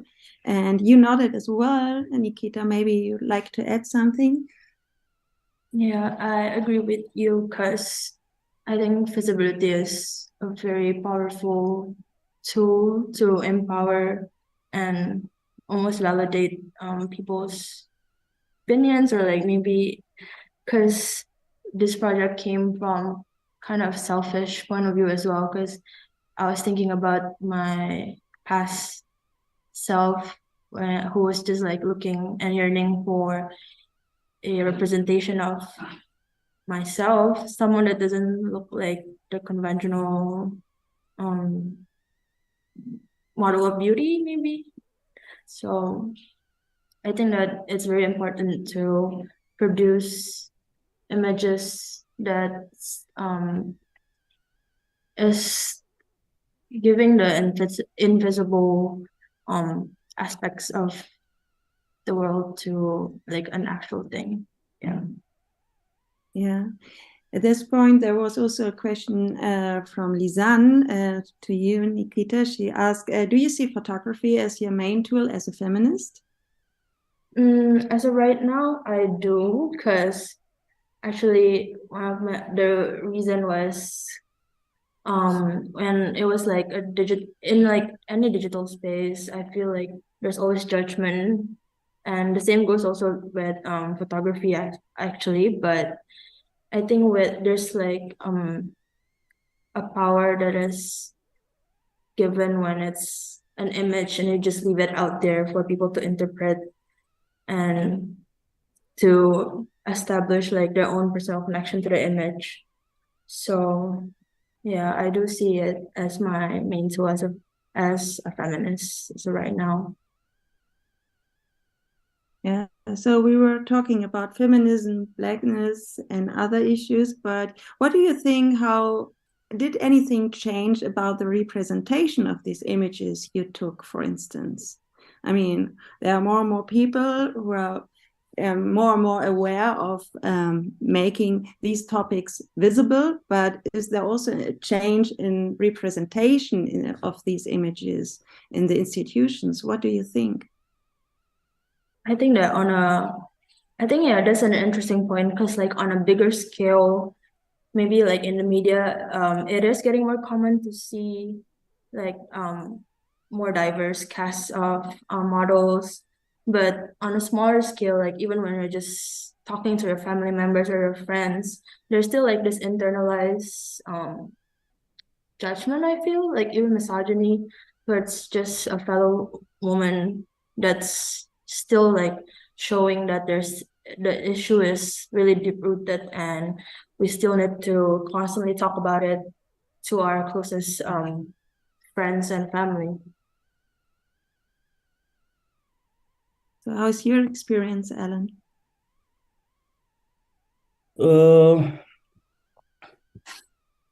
With me, if I say like when the project was out there, most of the people who came up to the project were Europeans or people who are not from India. But they got my project very, like, I didn't have to explain the project to them that much. Like a small brief was pretty much I do for them, and they were up and going for, and they knew what they were reading, they knew what they were catering to, they knew what the photographer has to say. But then there was some of the people who were African Americans who came up to my project when I posted it online. So there were this group of African American people who came up to me and they were like, "Yeah, we also face the same thing in our part of the country." And then they like so much similar to what happens in India was happening in Africa too, like fairness creams being used, fair skin to be glorified, and everything was like I was so happy that once the project was out and I put it online, people were reaching out to me saying this, that the project has really I wouldn't say that impacted their life, but yes, this is a project which they will remember for a very long time. And that is a kind of, I don't know whether it might bring an awareness or an impact, but if it brings, I'm the one who did it. Yeah, thank you so much. I don't know, is there someone who likes to add something anymore? Because I think the time is already to the end. I know the panel discussion, so that I have to give up to the next discussion. So I don't know if there's something. What should be said? Yes. Yeah, great. But we can't see you. That's a little bit difficult.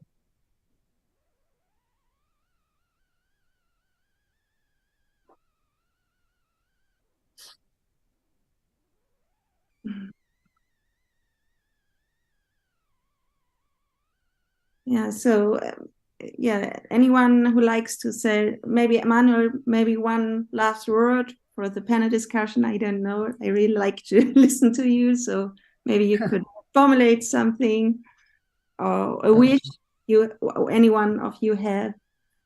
Yes, well, I become a little bit radical for a while. I was thinking to write a kind of a manifesto of the new photography, and I was thinking about the idea of repetition, of the copies, of how we produce, consume images, and I think that what is the meaning of taking a snap of another sunset or another touristic spot in too many cities? What is the meaning of that? Why we want to create another image of that? And we produce every single day an amount of images that no one can in their entire life even see it and reflect about it.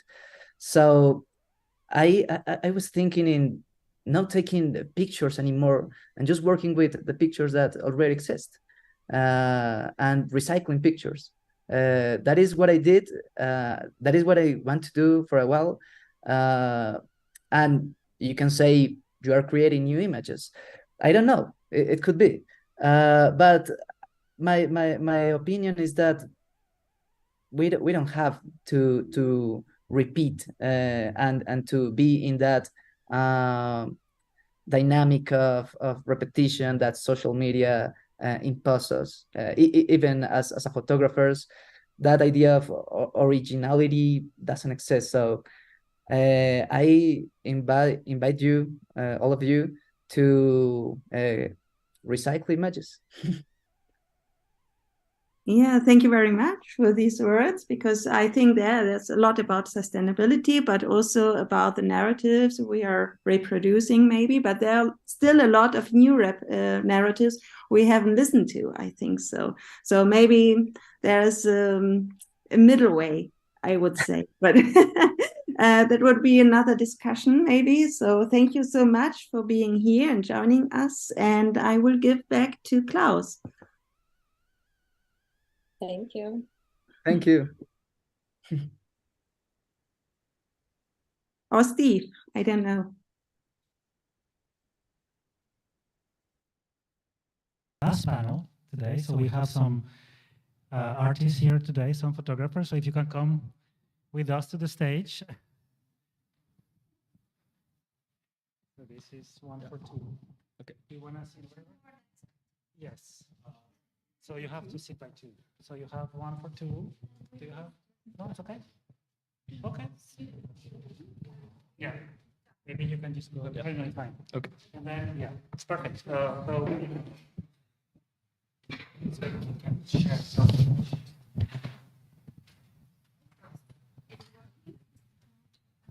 No. Nice chairs. Good chairs. Last chat. Now, okay, perfect. So, welcome everyone. My name is Elena, and I work for the European Cultural Center here in Venice in the photography section.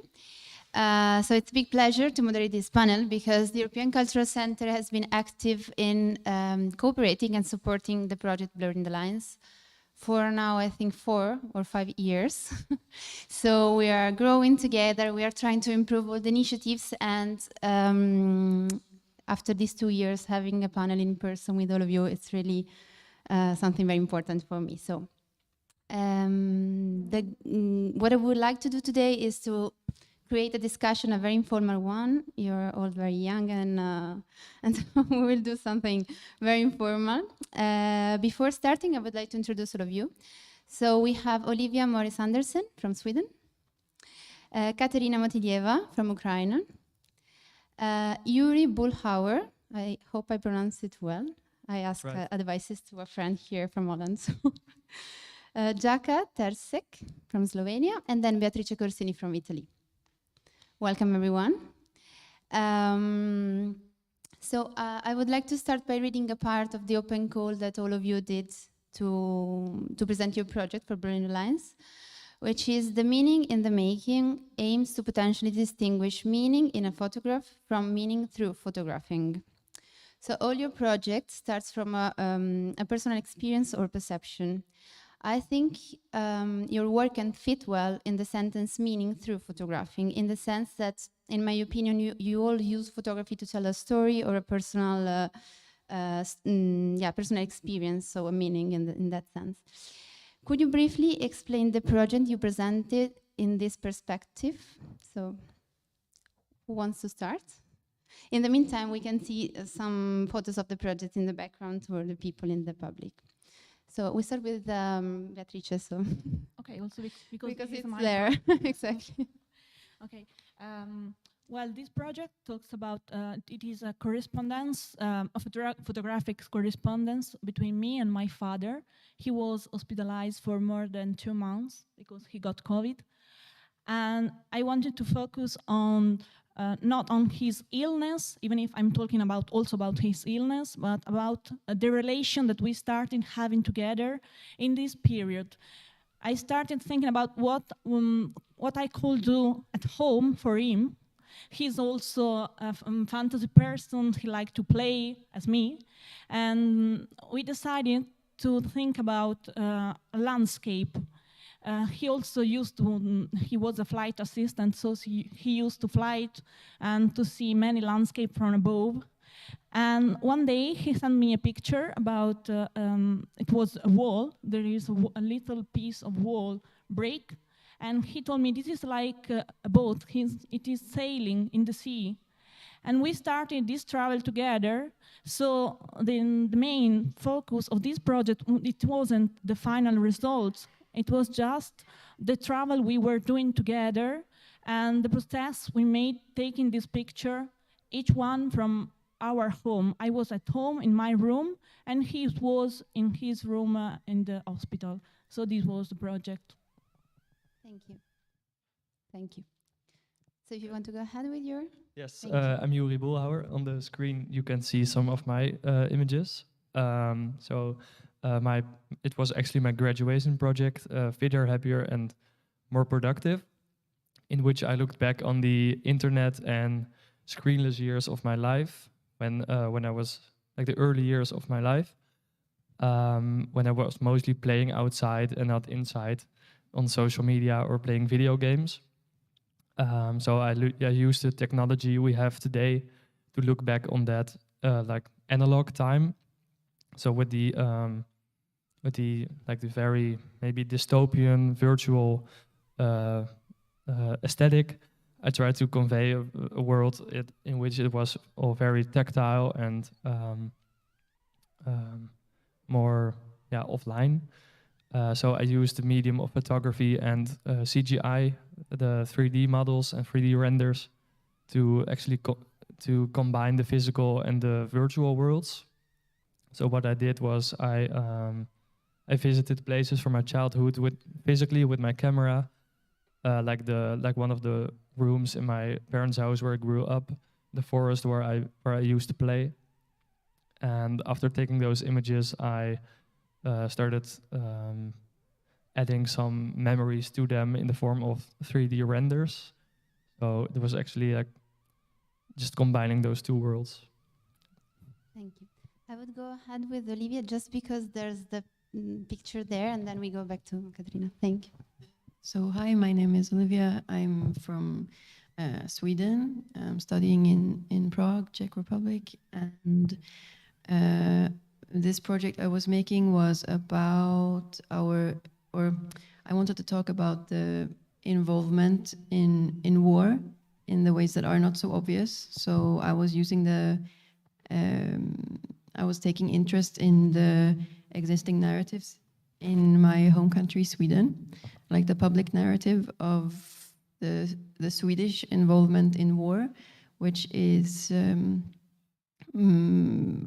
mostly about exports of military equipment and weapons. And I was looking into the public narrative, the visual public narrative in the main newspapers, and I was using these images as archive material, and I was printing and reprinting these images through the screen print method to highlight and crop out the aspects of the existing narrative that I think should be or could be focused on to get a new perspective of it, because it's quite charged and vague narrative that exists, but I think there are many elements in it that you can bring out to see the contradictions and the kind of vague or misleading information and give it more, to bring out the ethical dilemmas of it more. That was my aim, with the project. Thank you. Then I will have some questions. So, Katerina? Hi, everyone. My project named Loss, and it's also related to the war, the current war in Ukraine. And I started that, and the meaning of this project was to raise, again, awareness around this situation in my country, because as a Ukrainian photographer and Ukrainian myself, and as an image maker, I was thinking, how can I contribute in that, and what can I do, what can I say? So I started this project, and I was working with the personal archive and my family archive, because I didn't feel comfortable with going back home and photographing a situation in there, because it's already very much in the news. So I decided to concentrate on the personal and somehow to get closer to the political question of this situation. What does it mean for the Ukrainian now to be a refugee, to become a refugee, to be displaced? What does it mean to lose? And the name of my project, Loss, because it's very much current in the discussion in my community. We are losing a lot, friends, relatives, countries, sense of life. And yeah, as I said, I worked with the archive, and I did a book in the end, because I thought it would be the best option for my idea. And yeah, the meaning of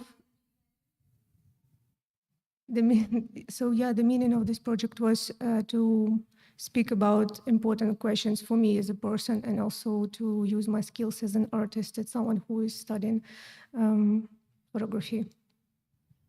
Thank you. So then we close with Jaka. Hello, I'm Jaka. I come from Slovenia. My project was done also as a master project at the academy. And it's mostly about my hometown in Slovenia, which is a small town of 3,000 people. And while I was studying in Belgium, I had a few trips back home where I had specific places in mind around my town that I went and photographed. And it was also the first time that I used text as a support for images, which I haven't done before. And the outcome was a newspaper which was issued in 100 copies, and it's just a combination of texts, like short stories from my childhood memories and from some local mythologies and stuff like that, and also photographs. And I try to play a lot with humor, because I think that some things can be easily translated through humor, and yeah, that's basically it. Thank you. So it's good that you share this part of your project, because my next question started from here. So you said that you included a written text in your photo, and some of you also used other additional media or techniques such as collage in the case of Olivia, or technology in your case. So my question is, do you think that this is because photography is not enough for itself? Do you think the additional elements need to better explain the visual input or to enrich the meaning of the project? And in the end, can photography be sufficient by itself nowadays, while we are surrounded by images every day, tons of images? This is for all of you, so who wants to start can answer. From my perspective, it's not the truth, but I think it's really important to, when you are a photographer, to know why you use a camera and why you choose this medium, and then to pick a strategy for yourself, to find a way of working with the camera, because like you said, it has been done millions of times, pressing the button. And in my case, I was writing my thesis on virtual reality, and that's when I thought, yeah, I can use my camera, but I can also learn a new medium that really has a connection to what I'm interested in, and has a connection to what I want to tell. So I think it's always a good idea to think, why do I use this medium, and what can I put into it, and how can I make new ways of making. But if you only want to use a camera, that can be fine, but I think you should be critical of why you use it. Thank you. Anyone wants to add something? I think that we should think if our final goals is the picture or the story. If it's just a picture, yes, we just need a photograph, but sometimes we need to tell a story using many tools. And if we are adding some other elements on technologicals or writing text, if those are useful for the story, I think it's going to be good. also think, is it on? Actually, you can hear me, okay. I think it's like what you were saying about kind of about the authorship and like what you're trying to create as an author, like the visual language you're using. For me, I think it's important to try to find a visual language that is authentic to you or that comes naturally, because I think when you kind of connect with the way of creating images that feels like it resonates with yourself, I think it will resonate with people looking at it also, and whether that's through just like plainly photography or some other medium, I think doesn't necessarily matter so much as long as the author is being, let's say, honest or true with what they are creating, I think is important. Thank you. So in this regards, Katerina, you said that you published a book, right? So this was my last question, but we can do it now. Because as ACC, but also for personal reason, we are trying in the last years to focus the attention on the editorial in photography. And so you were saying this is a way how to spread the project, and maybe it's connected to what Beatrice was saying concerning if you want to tell a story. So for all of you, but I start from you, what is the role of the photo book nowadays? Yeah, I would like to even merge in the previous question and the current question, because I don't believe that photography can exist itself. And I think it's quite dangerous, especially with the topics I'm dealing with, because photography itself without an explanation or context, excuse me, can change the meaning. It could be quite dangerous. And that's why I actually choose the form of the book, because in this case, I could know for sure how the viewer will see the sequence and how the story will develop, because I also use a little bit of a text, and then I know for sure what will appear next and how the quality of image can influence and how the spread will look like. So I was in a way in control of my story, because it's also very important for my story to be in the right position, because that's personal story. I don't want to be interpreted by anyone somehow else. So I think, yeah, the book is quite traditional, let's say, way of art, but it's quite effective. Why not? It still has a lot of power, and that's interesting and easy and quite clear for the audience to get the idea directly. Yeah, while using any other new technologies, it could be space for the imagination, which is sometimes nice, but yeah, good to know what do you want to say. Depends on the context, of course.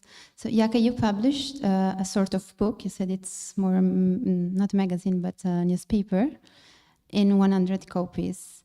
So what was the aim of this publication, if you want? No. You have it, okay, sorry. Yeah, the aim was just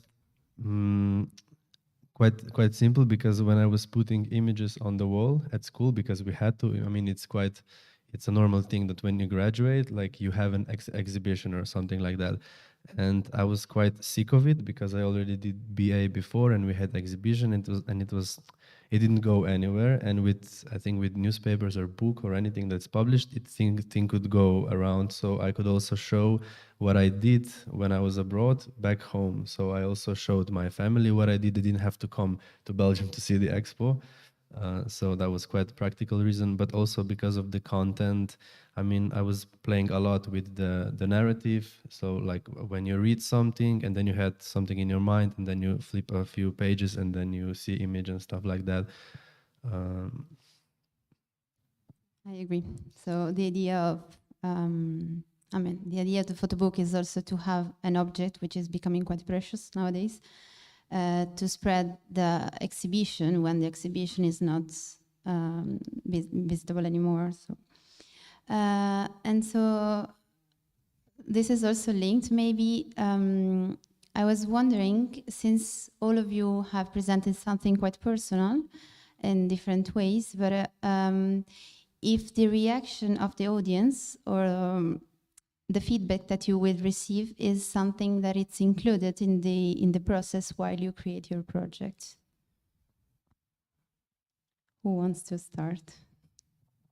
I think it really depends on the artist, of course, because sometimes I think that it's good that you are working on something that it's going a bit more subconsciously and that you shouldn't or you don't think about. But then at one point, if you become a professional, I think you need to do this shift that you know what you're doing, because otherwise you're maybe just wasting your time. So I think sometimes it's good. Okay, so I asked the same to Beatrice because maybe your project was, I don't know, the idea is that it's something that has been created for a special circumstance, let's say. So when you were doing the project, creating, imagining it, were you thinking also about a potential exhibition or a public or visitors? Well, of course, my project was very intimate, and I wasn't caring about the public at the beginning. Just maybe at the end, I realized it was really, it could be an idea for other person, but I didn't want they appreciate my project. I want they appreciate my relation. For me, photographs is really important for human relation. In fact, I think that through photograph, I have the opportunity to get in contact with other people, and through the relation with other people, I can grow. So for me, it's different, the process of photographing. Since this is quite connected with the topic of the conference, anyone has something to add about this? I had something to add about the photo books. When you said you have the full control of where it lands and how you edit the pages, I think that's quite special about the photo book. I always see it as a nice private museum you have for yourself that you can return to whenever you want. And most images today are looked at on social media, and then the editor is the algorithm. And I think it's really a good thing that people want to make photo books, and it should never fade away, because there's so much more control in a photo book. And it's not just one algorithm or someone who has, like on Twitter, now you have Elon Musk who, actually the office is shut down maybe now, but like one person who decides what you can see. Yeah, but the book supposed to be reached somehow, and we need a person to take this book and look through it while social media is over there and you can reach it any moment. I wanted also to share about this audience and expectation, because I faced, for example, very interesting situation when I was working on my project. I expected some reactions, and that's what it meant to be.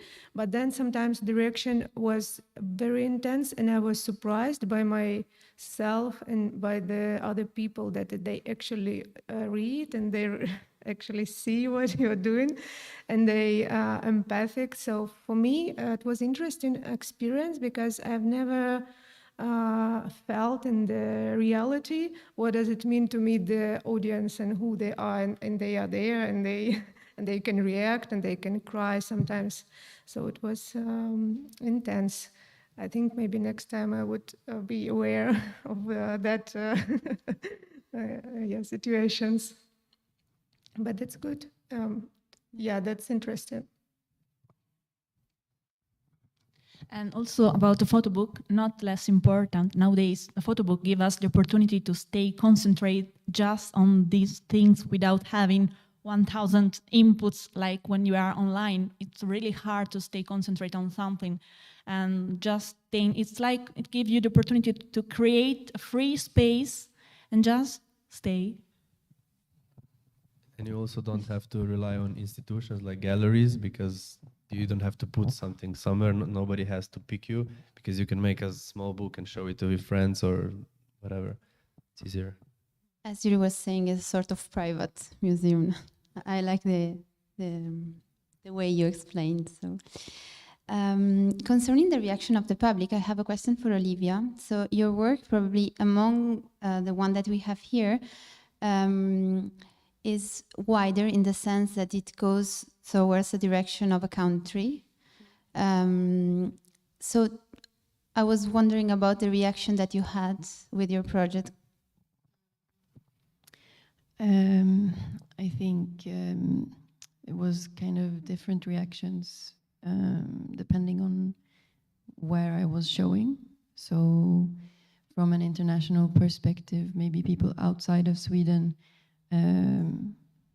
I felt like people were maybe looking at the images a bit like longer, or maybe it took more time to understand the connections. Maybe they seem more abstract because the symbolism is kind of tied to, like some of the symbolism is tied to national, maybe just things known in Sweden, let's say, and from an international perspective, maybe it appears more like abstract. But I think a lot of the things are also readable from an international point of view. So I guess like the reactions were depending a bit on where the audience was from and what their knowledge of Sweden is in this context. So yeah. Thank you. Since I think then we have the Q&A time, there are still a few minutes to, the panel is titled Emerging Talent and Challenging Perspective. So you are all former students now. If you want to just share in a few words your expectation for the coming month or years, I would say month. Let's start with a month. So we start from there. You don't know. My expectations? I just hope to, I really want to stay motivated, and right now I have the full motivation, but the previous, one of the people on Zoom, they said it's just stay in the art world or in the photography world, and that's something I'm planning to do. And moments like these are nice because then you can share your thoughts and share your work with each other, and I hope to do that more often. I was about to give up photography after 4 years of academy, and I was applying this project on this contest, and I actually didn't expect that it will win. And now I am in the other period, more optimistic probably. But I think it's nice to be back to the idea that art and photography could be fun.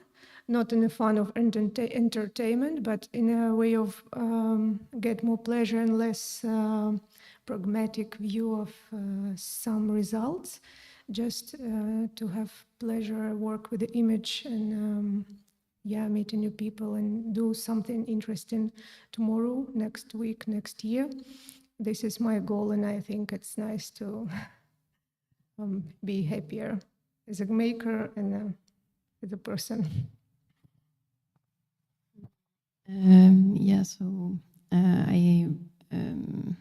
I'm almost out of school soon, and I really enjoy learning, so I would like to continue in the path of being able to work in a way where I can keep learning about making images and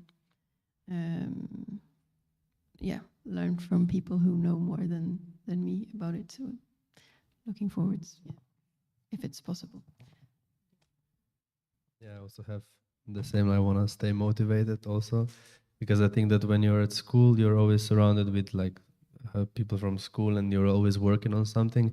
And I think it's quite not easy, but easier to be artist when you're student. And then when real life hits, I think it's quite hard to sustain yourself with art, so just making art. So I also want to work as much as possible and to try to live.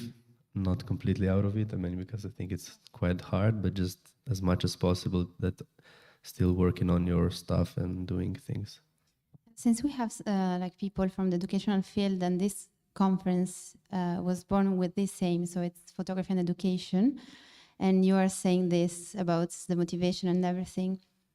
If anyone wants to share what is now missing in the educational process, is there something that you wish to have during your education, like some more tips for the after school or anything that is missing? I think it's quite hard for schools to catch up with this stuff because the technology is changing so fast. The whole social media landscape, like I'm 25 years old and I'm already old for TikTok people, you know. So everything is like images, bum bum bum. So I think it's super hard for educators to, I don't know. Yeah. Yeah, at my school, the people often talked about the black hole after art school, and the conversations never went further than that because people just were scared, and I was as well. But I think it's nice to acknowledge that it's hard after you're done studying at the art school, but then also just make a plan and fully accept that it's going to be hard and that you won't be able to work on your photography 7 days a week, but maybe 3 or 2 or 1. But even if that's the case, then I think that was the problem, that at school you weren't fully prepared for it. Yeah. Thank you. So I don't know if anyone wants to add something, or we can go and ask if there's somebody that has a question. Okay. So no, we have all the microphones. Hello, everyone. Hello. Thank you very much. It was a very interesting conversation, and all inputs have been quite inspiring. So I have been thinking in regards to how the audience is involved in the creative process. And if I remember correctly, you mentioned that, of course, your project initially was perceived as a more intimate, more personal project, and then it was evolved in a later stage to be, to be seen by everybody, right? So this question is not only for you, but of course for everyone. How do you perceive the role of the audience in your creative process? Like, if it could be initially involved in your creative process, could be seen something like a border, like something that you need to compromise with in order to evolve your initial, let's say, creative thinking, or else? How could it be like, what would be its role?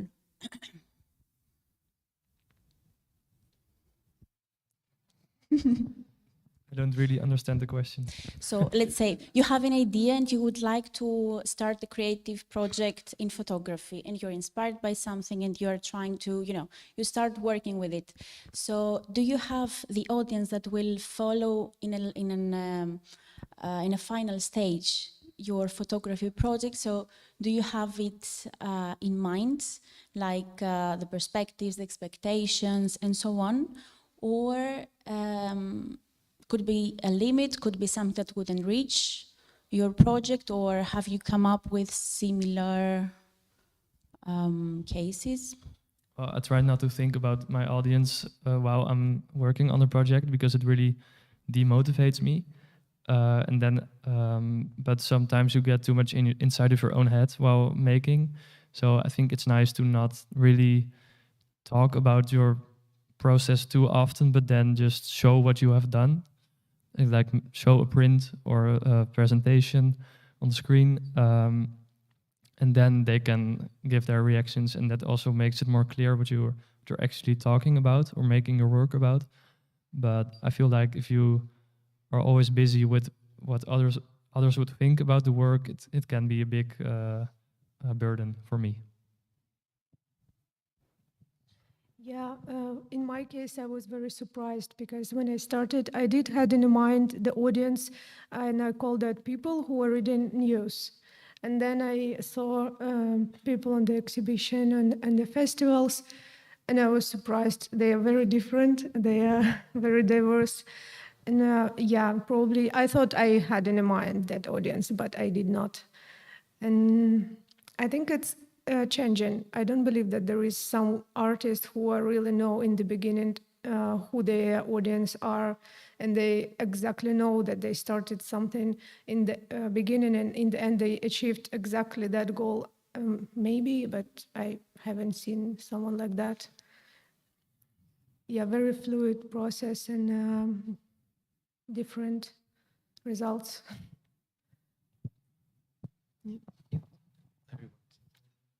Yeah, I think that maybe thinking of the audience is better at later stages, like you already have work and you know what you want to say, then you just try to think of the right medium or the way you want to talk to certain group of people or something. But before, when it's really creative process, I wouldn't also think too much about the audience, I think.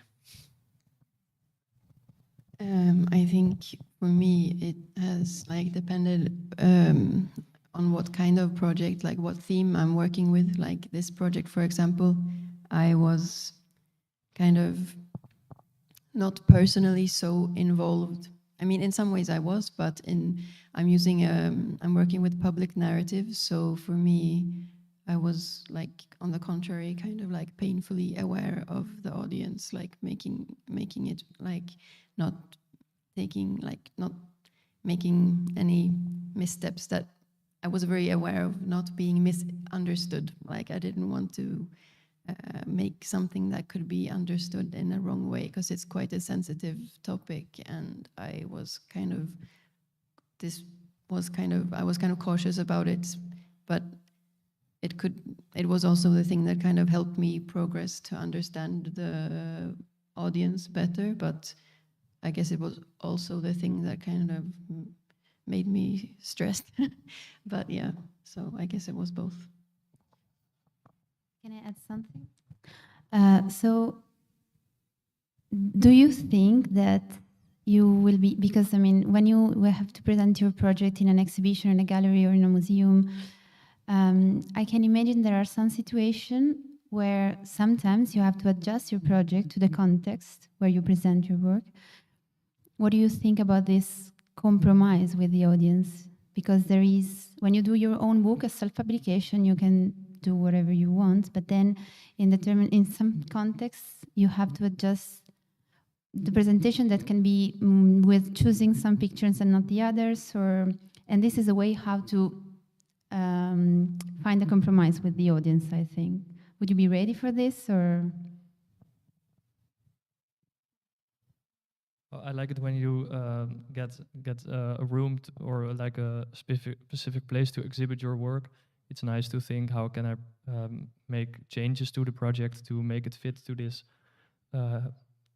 room, to make it more site specific. But on the like the thing you want to talk about, I don't think you should compromise on it, because then it's maybe I don't think you should change that. No.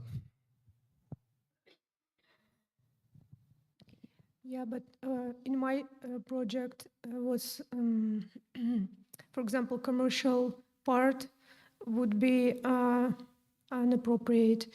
I cannot sell things that belong to my intimate part of family history, and that would be probably not a good thing to compromise with that. For example, yeah, the compromise is such a big and wide term. It's very important to, I think, but at the same time, when I was doing this book, I have a picture, quite difficult picture of the grave. And I didn't expect that it would be shown, for example, here on a big screen many times. I thought it would be a little page in the end of the book. And now it's different. So yeah, otherwise I would not place it there, or I would make it much smaller, the compromise. Yeah.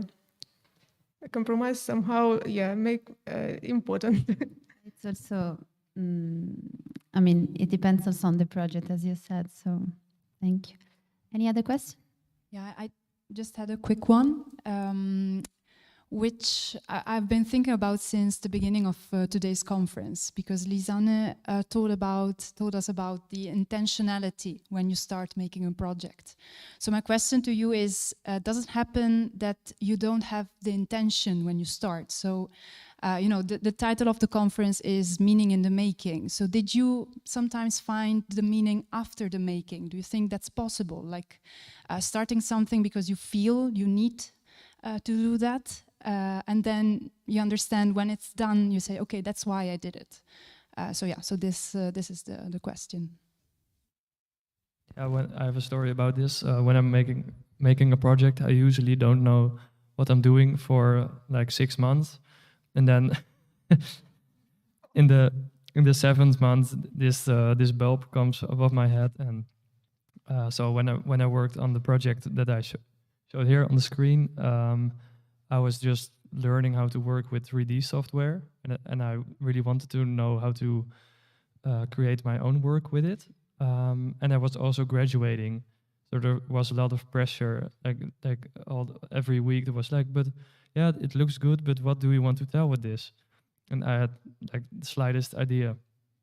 But then it was my birthday, and I was just on day 4 of sitting in my room behind the computer, and I thought, well, this is strange. When I was younger, this would be the time to be outside, and where we had this spring holiday for 2 weeks.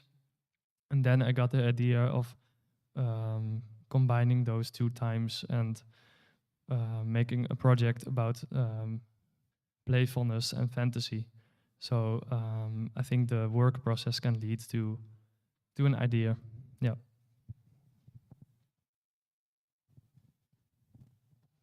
It happens to me, yes. And I think also that in my life, improvisation, it's a big part. I don't want to deny it. I know that there is also this part of myself, and not only in photograph, also in other part of my life, as for example, dancing, moving my body in the space.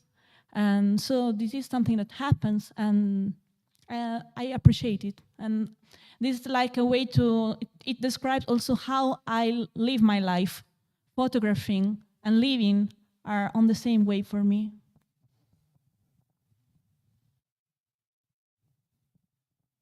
Okay. Any other question? Okay. Grazie, Suzanne.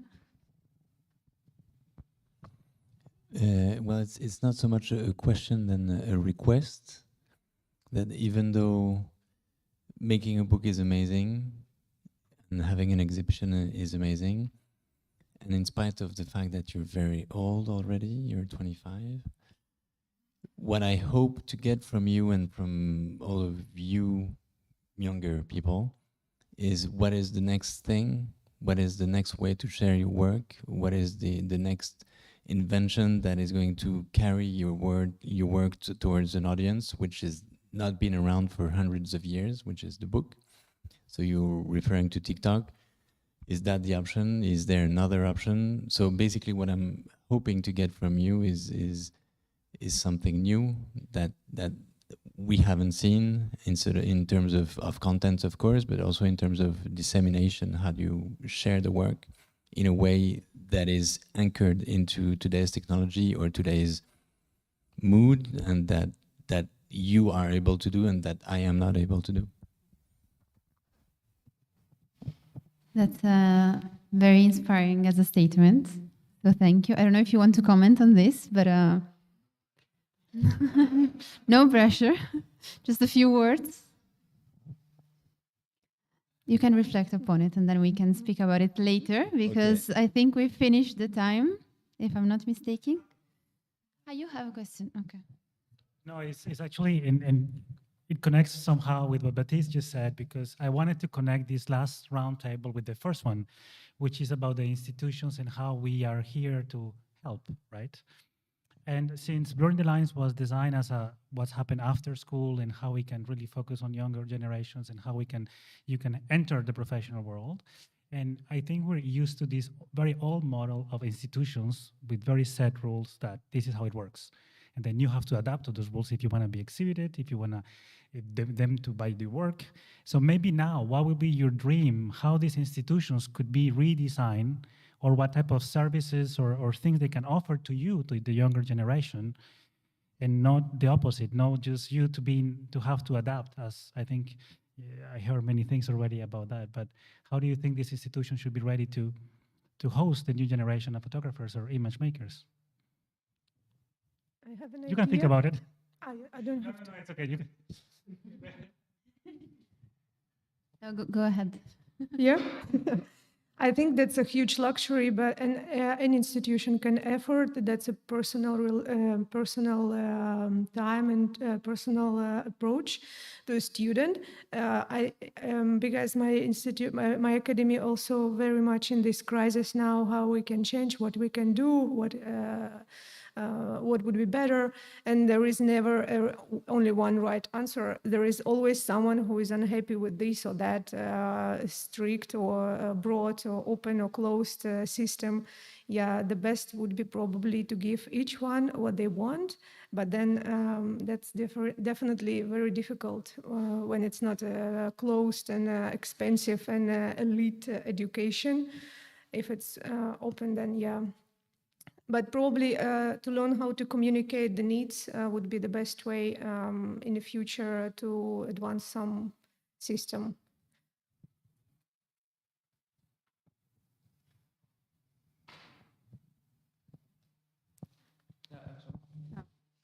What I like about the Blurring the Lines is that not only the finalists, not only the winners, but also the finalists and the special mentions are in the book. And that way it really creates this connection between all of us. And so it's not, sometimes I see these exhibitions and there are like 3 people and it says, these are the best graduation projects. But then according to people maybe. And I really liked when institutions create these connections between people and not like act like some gatekeepers, but more gate openers and to create a community.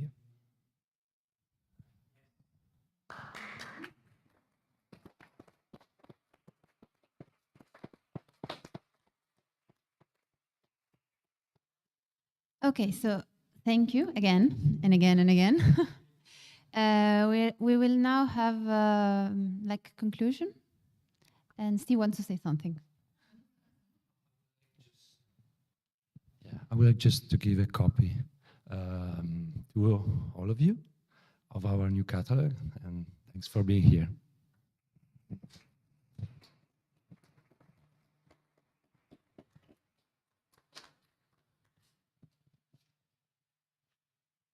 So I would like to invite, you can of course stay here, so Klaus, and also Suzanne van der Borg and Berenice Freitag, if she's here, see, and Steve as well, to conclude.